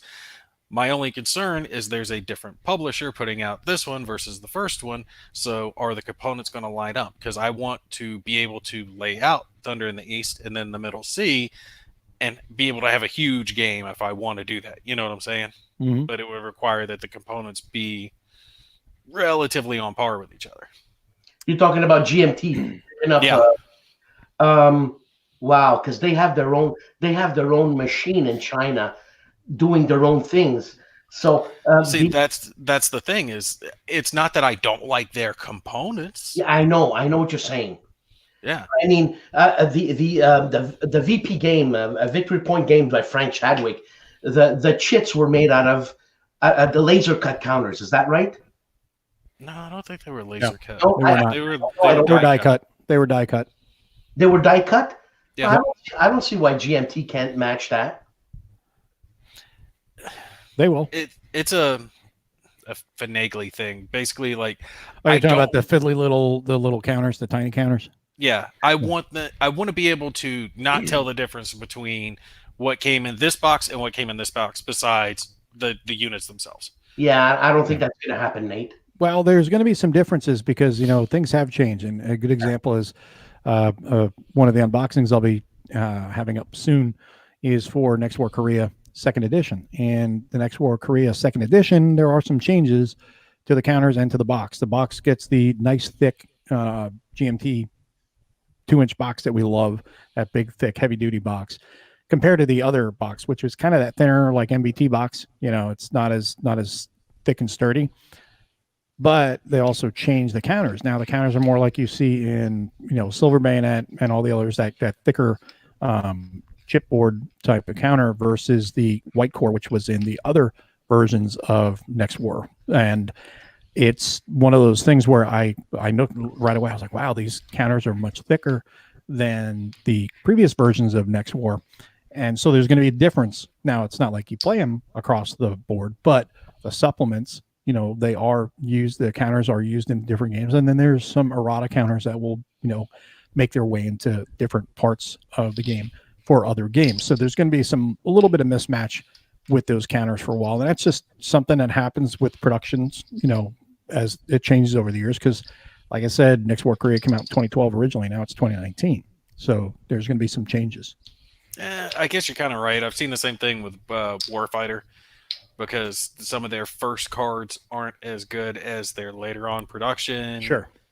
And I hate to say it, but some of the earlier ones are easily noticeable compared to the others.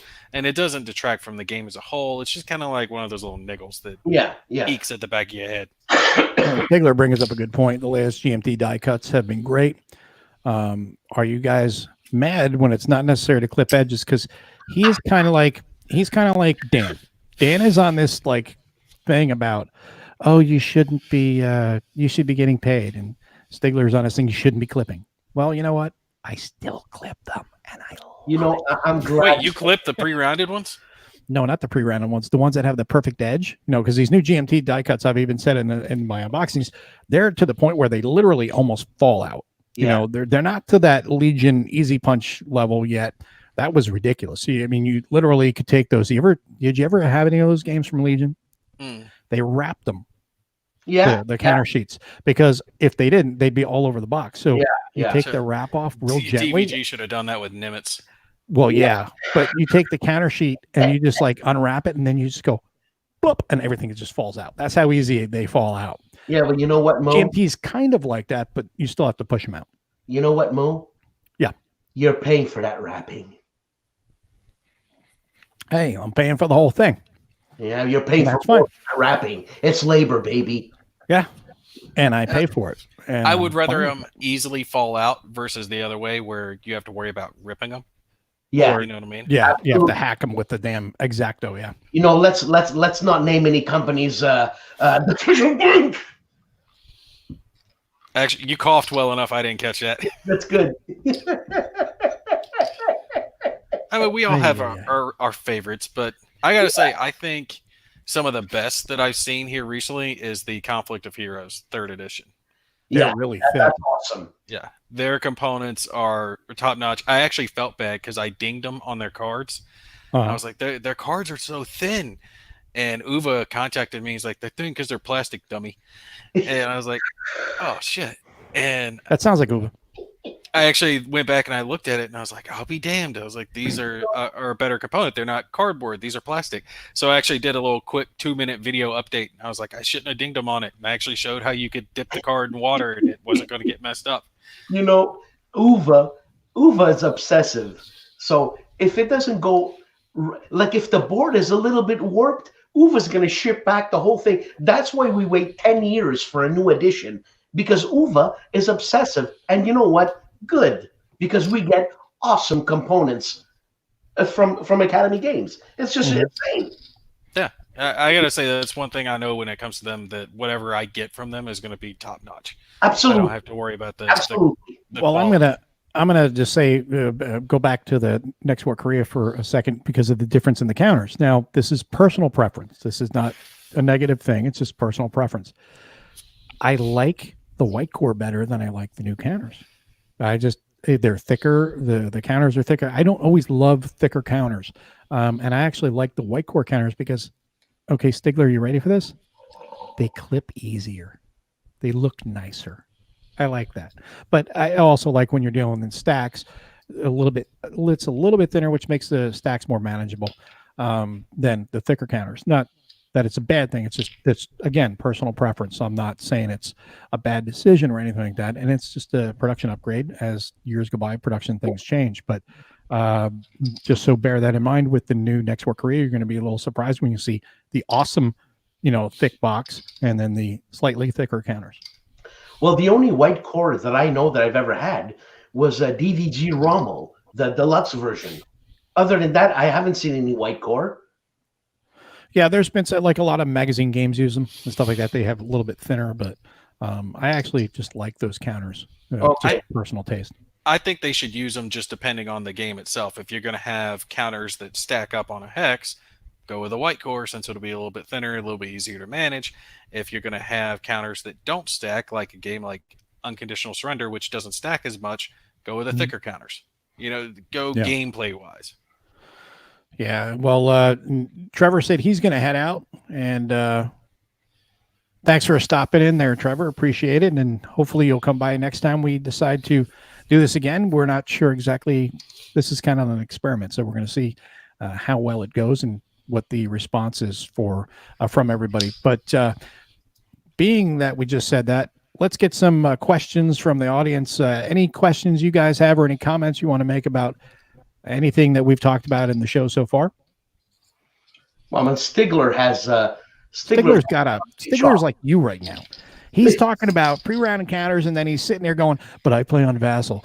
I want to have somebody come up with a clipping mod for Vassal, so that way anybody that he joins in someone's game, they're pre-round encounters. I gotta be the only guy that doesn't use Vassal. The only thing I use Vassal for is to strip images for the games. Good thing you said images. Yes, images. Yeah, I do my stripping off camera. That's why I got so many kids. Yes, we use tweezers. How could you not use tweezers? I actually had to do a video one time telling about your people giant tweezers. About my giant tweezers, because everybody kept asking me, where the hell did you get those tweezers? Where'd you get the tweezers? Like, Amazon, they're $8. Actually. These are not the only ones I use. These are kind of just, oh my good Lord. That's huge. That's one. This isn't the one I use regularly. Those are lobotomy tweezers. Yeah. And reach out and grab a Dan with one of these. Well, if you're playing a big game, right? And it's a big map, you got to reach across the table. And if you're not very well balanced, you got to have a tweezer so you can reach out and touch somebody. Yeah, no, that's cool. And you're talking about tweezers. Carl Paradis, the designer of the No Retreat series, right? Mm-hmm. He's about an hour away from me, so we're friends. And what he does is he buys 2 sheets of counters from the same game and sticks them on, glues them on each other, so he doesn't need tweezers because they're thick enough so he can grab them with his hands. And that's one thing that pisses him off is tweezers. But what if the counters are double? Well, I guess it wouldn't matter if he's gluing them. It doesn't matter. That's right. Yeah. And you know what? I've benefited from his double counters because he's given me many games and the double counters. And let me tell you something. It's really nice. Yeah. If it works for him, it works for him. I don't have money to spend on games like that. The general tweezers, though, these are good. These are, kind of your standard tweezer that you can use, but it doesn't work for, excuse me, every size counter. So the general ones that are on, they're black with the yellow grips on the side on Amazon. They're like $8-9 or something like that. I've got, I think, 2 or 3 pairs of those. Those are the best for using, for every, that's the best general purpose one for all size counters. Because like I said, these ones don't always work with every size counter, and the other ones do because they have a wider mouth on them. I guess you could say that the gap is wider, so you can easily pick up. Yeah, and then you can have those ones which they use to do lobotomies, but it's the Marine way. Bigger is better.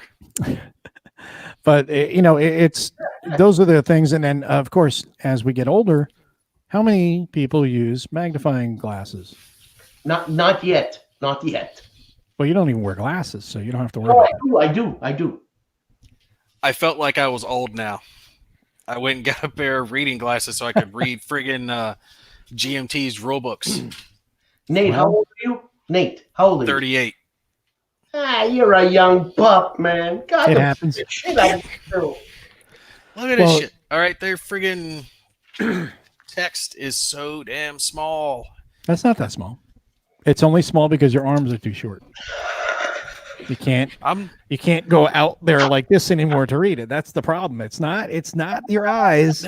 It's not the print. It's your arms are too short. Friggin' like GMT's rulebooks always remind me of sitting in college. I can't tell you how many times I've been sitting there reading the rulebook and I'm like, falling asleep on it. It's not like the game. There's nothing wrong with a game or anything like that. It's just like the style and the font and everything of the pages themselves. I just feel like I'm reading a textbook. It's war games, people. It's war games. Yeah. Have you gotten Red Storm?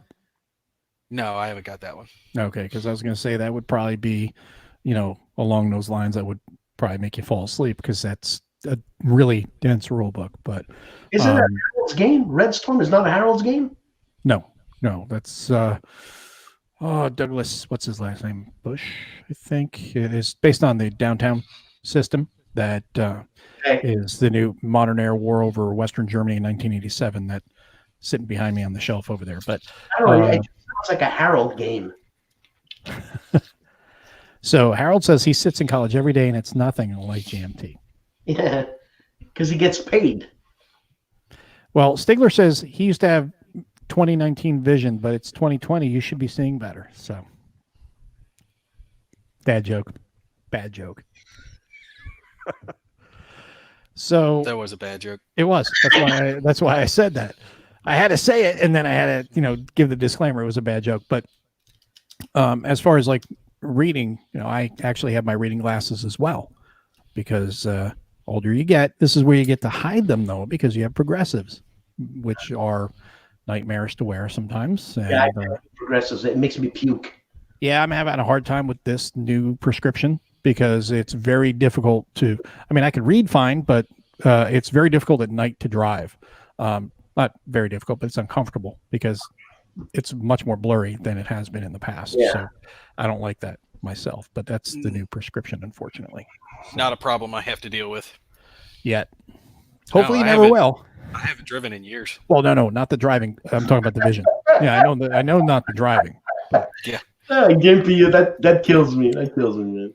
Dude, it's a pain in the butt to not be able to drive. No, I know. Honey, can you take me to go play with my friends, please? I feel like I'm 17 years old asking if I can leave the house. She is actually really good when it comes to that because she'll take me out to the game store. I'll go play. Hey, no, I'm not gonna waste some money on that. It's actually turned into a thing. when I go to like my game nights at the game store, Gamers Armory, North Carolina, really recommend if you guys, in the area. She'll drop me off, and then she'll take the kids to go to Barnes and Noble or McDonald's. And Bradley's gotten to where he loves that. He thinks of it as old McDonald days. Nice. So he'll go get his old McDonald's toys. Kids have fun, and then they'll come pick me up afterwards. And see, now you got the kids on board. So now when you want to play games, you say, "Go tell mommy you want old McDonald days," and then she'll be like, "Okay, well the kids want to go to McDonald's. You know what? I was thinking about going to Gamers Armory tonight. So hey, it's a win-win." And then she's like, "You pulled this off, didn't you?" Yes, I did. Nate, Elise is a saint. Oh yeah, she's great. She's a saint. She stuck by me through so many things. I mean, we've been together since 2005. She's a saint, and I don't even know her. And built for speed too, buddy. It makes life a lot better when you're married to a pretty woman.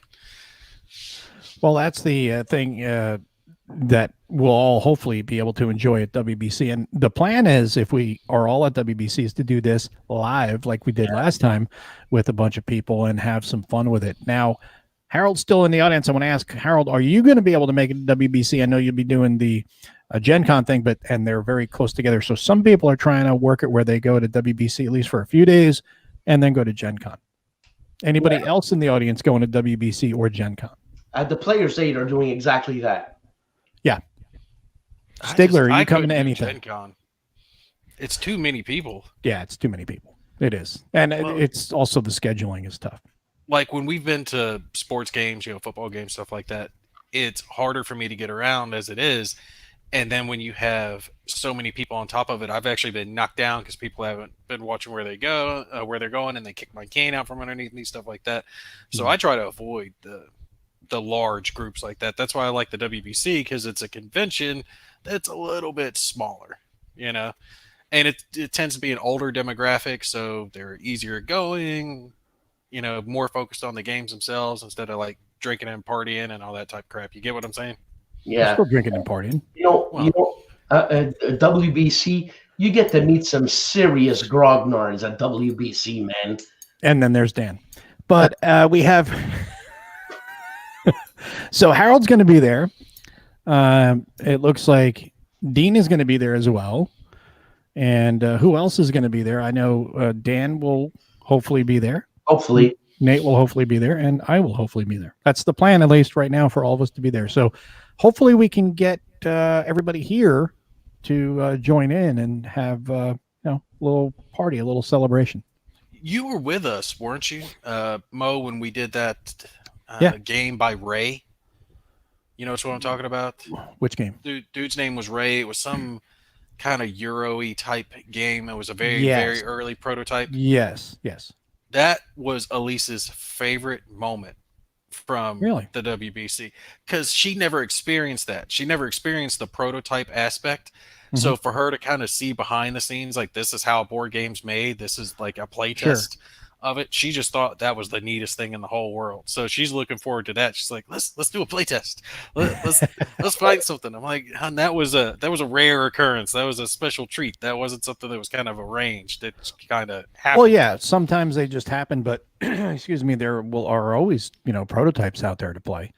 Played Versailles 1919 a couple years ago at WBC with Mark and the Players Aid guys. All four of us played, and that was in a really good spot at that point. There were still some things that were being worked on, and Mark was taking notes on it, but you could see the direction of the game and how it was progressing, and it looked like a really interesting game at that point. But I know Harold has one out for South China Sea that is still being worked on. And Versailles 1919 should be publishing, I believe, sometime this year, should it not? What is the South China Sea getting a remake, second edition? No. South China Sea is Harold's game. That's that one of the lunchtime games, the shorter format, smaller form factor, shorter format game. That's Am I thinking of the wrong one? Isn't that the one that was based off of like Empire? You're thinking of Compass. No. Are you thinking of Compass Games, South China Sea, that was based off of Breaking the Chains? Yeah, Breaking the Chains. That's it. That's that's the Compass one. This is Flashpoint, South China Sea. Okay. I haven't heard of that one then. No offense, that's on the P500. Hard to keep track of everything. There was a prototype by Ben Hull. There was the Fields of Fire Battle of the Bulge. And for me, that was I'm interested in that. Oh, there's a lot. The Atlantic Chase coming up from GMT Games. I'm interested in that one.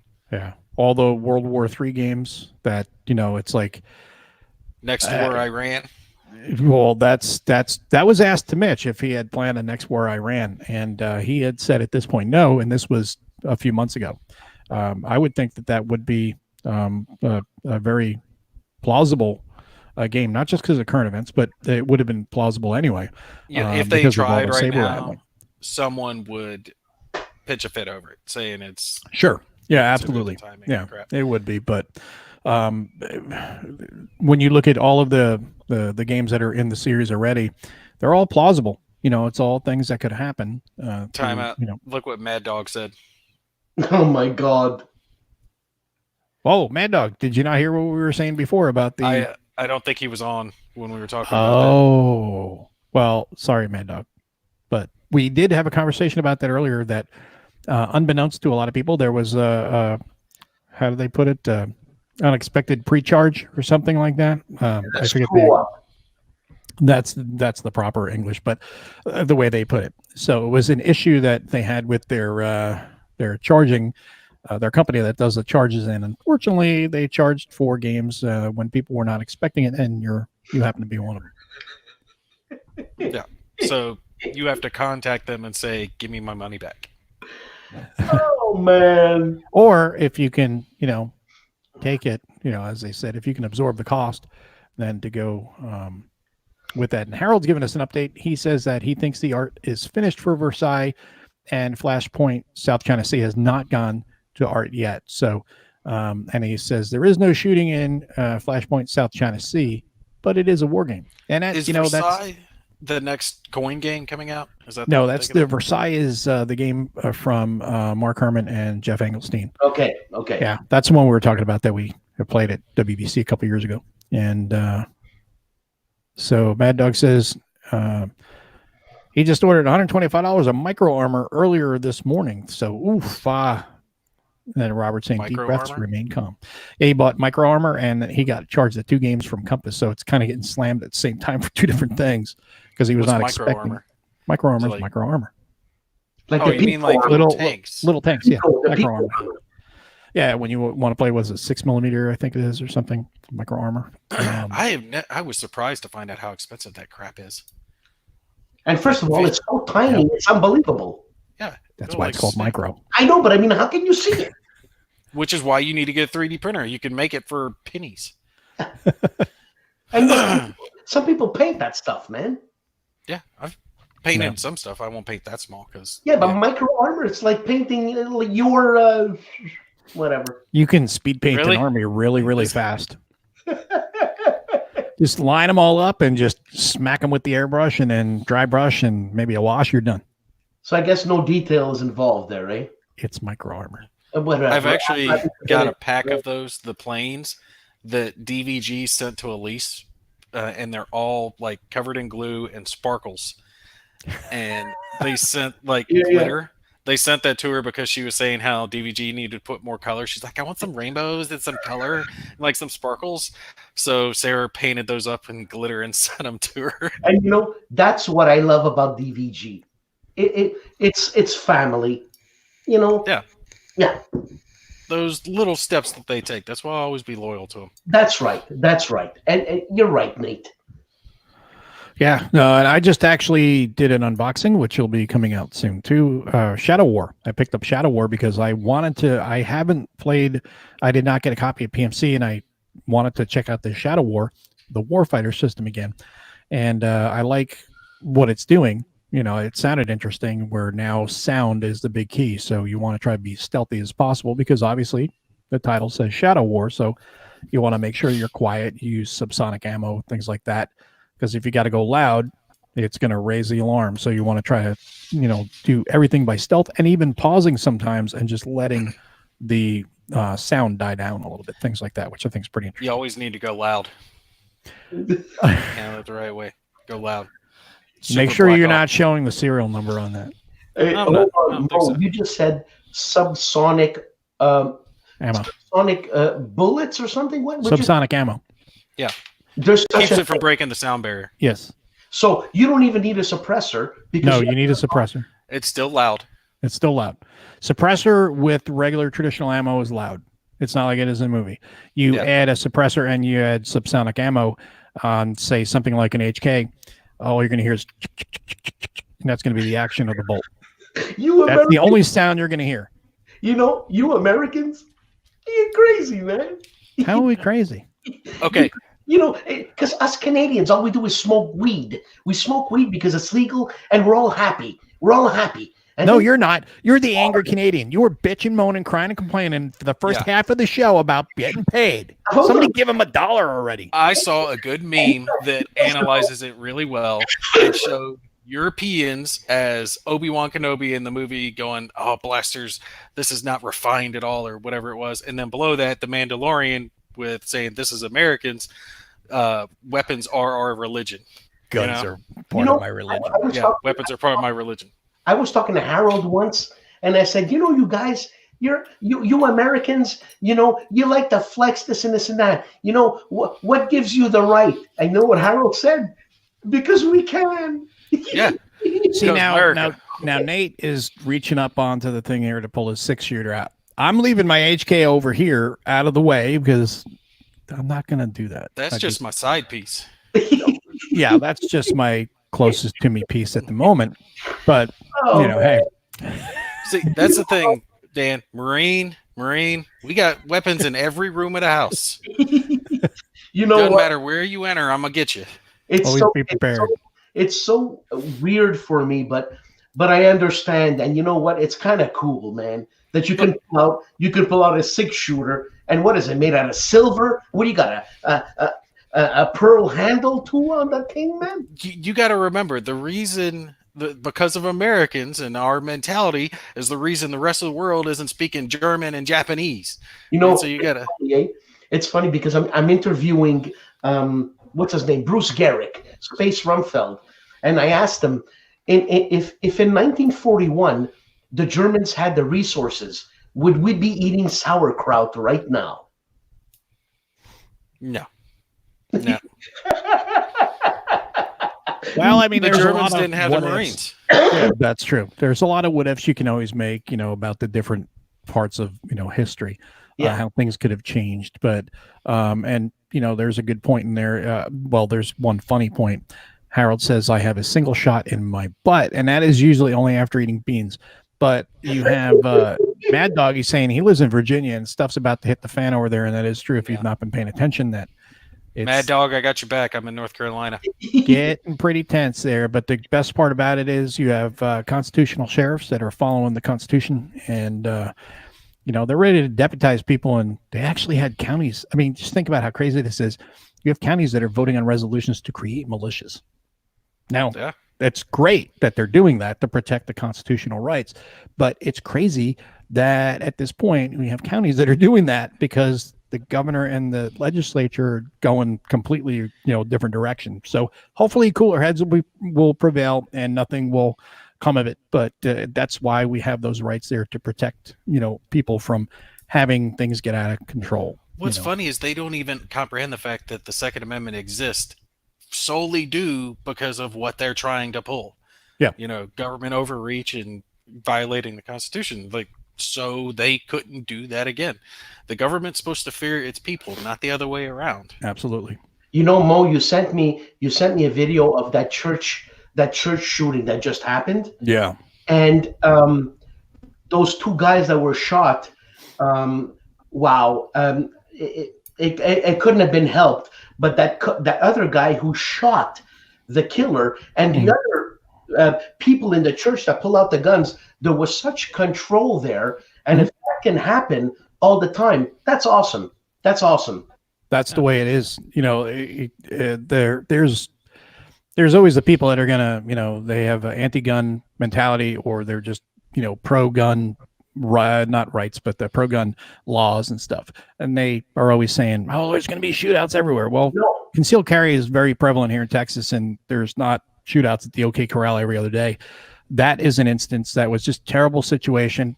This guy had major issues, and he went in there with evil in his heart, and he did bad things. And thankfully, there was someone there to prevent him from going any further, because he was actually turned up towards the pulpit to go after the people up in that direction. And that guy just took the right shot. And it just shows you how bad things can go in a very, very short time span. That was 6 seconds all told from the first shots till the last shot. What I was surprised is that the other people in the church just pulled out their guns and they didn't go haywire. They didn't start shooting everywhere. It was just like, they're ready. If anything happens, they're ready.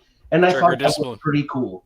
I thought that was pretty cool. You know, you have to, you know, if you're going to carry a firearm, you have to understand that there's a responsibility to yourself and to others. To know how to use it. Well, not just know how to use it, but know how to be safe. You know, obviously you don't want to fan anyone. You want to make sure the muzzle's pointed down. You have to have good muzzle and trigger discipline. You also have to know your backstop, all those things. And that's a lot of things to take into, you know, account in a compressed, you know, high stress environment. And those people all did it very well. But that's what concealed carry people generally, they have that mindset. You're going in there, you're carrying a gun for a reason, to protect yourself. You're not wanting to shoot people. No one ever wants to shoot someone.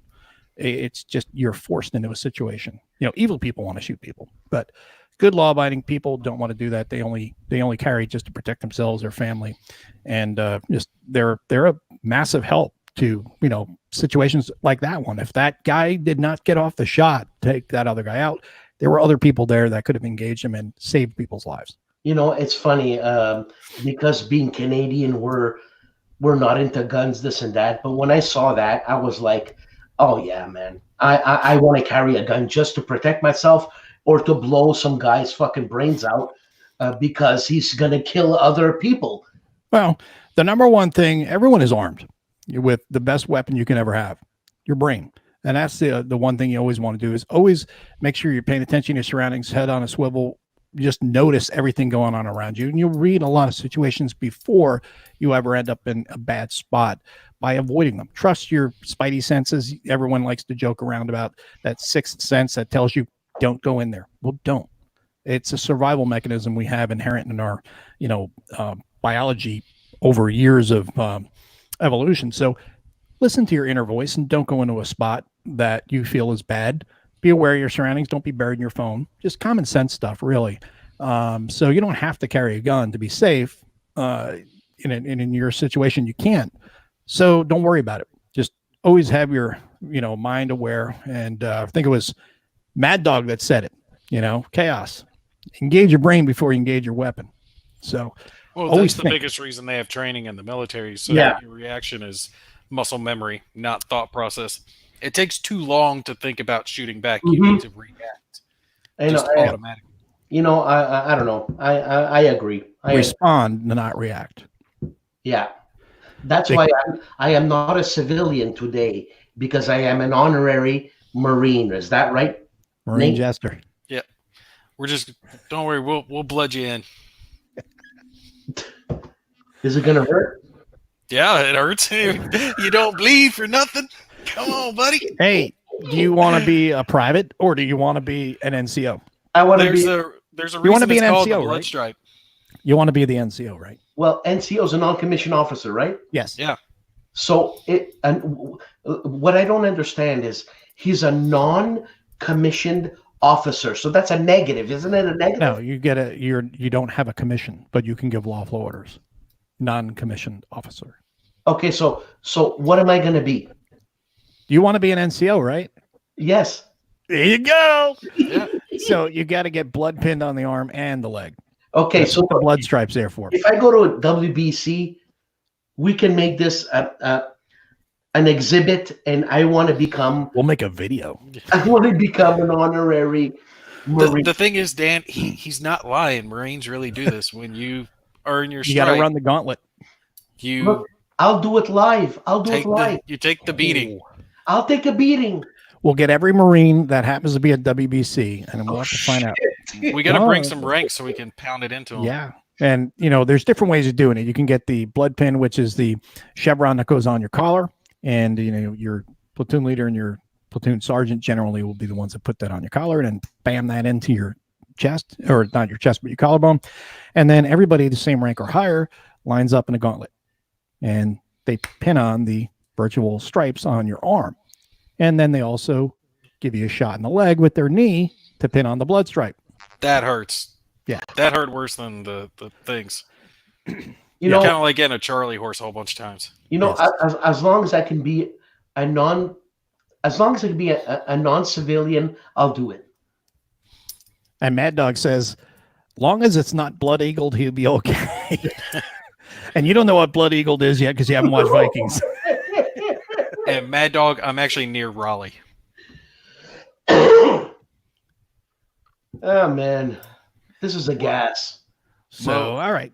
Yeah. It's getting late. I'm going to have to hop off. Yeah, here. I was just going to say that we're gonna shut it down. We've actually gone a little bit longer than we were intended, but we had fun and we had a bunch of people on. So, thanks a lot, guys, for coming in tonight. Really appreciate it. And we'll be doing this again soon. Hopefully, you guys enjoyed it. If you have any comments, post them down below in the video and let us know what you thought, what you'd like to hear next time, and we'll get together with all of us again and have another chat and maybe some whiskey. Yeah, sounds like a plan. All right, Nate, Dan, thanks a lot, guys, for coming. Bye, guys. Really appreciate it. Looking forward to seeing you guys at WBC. Night. All right, take care, guys.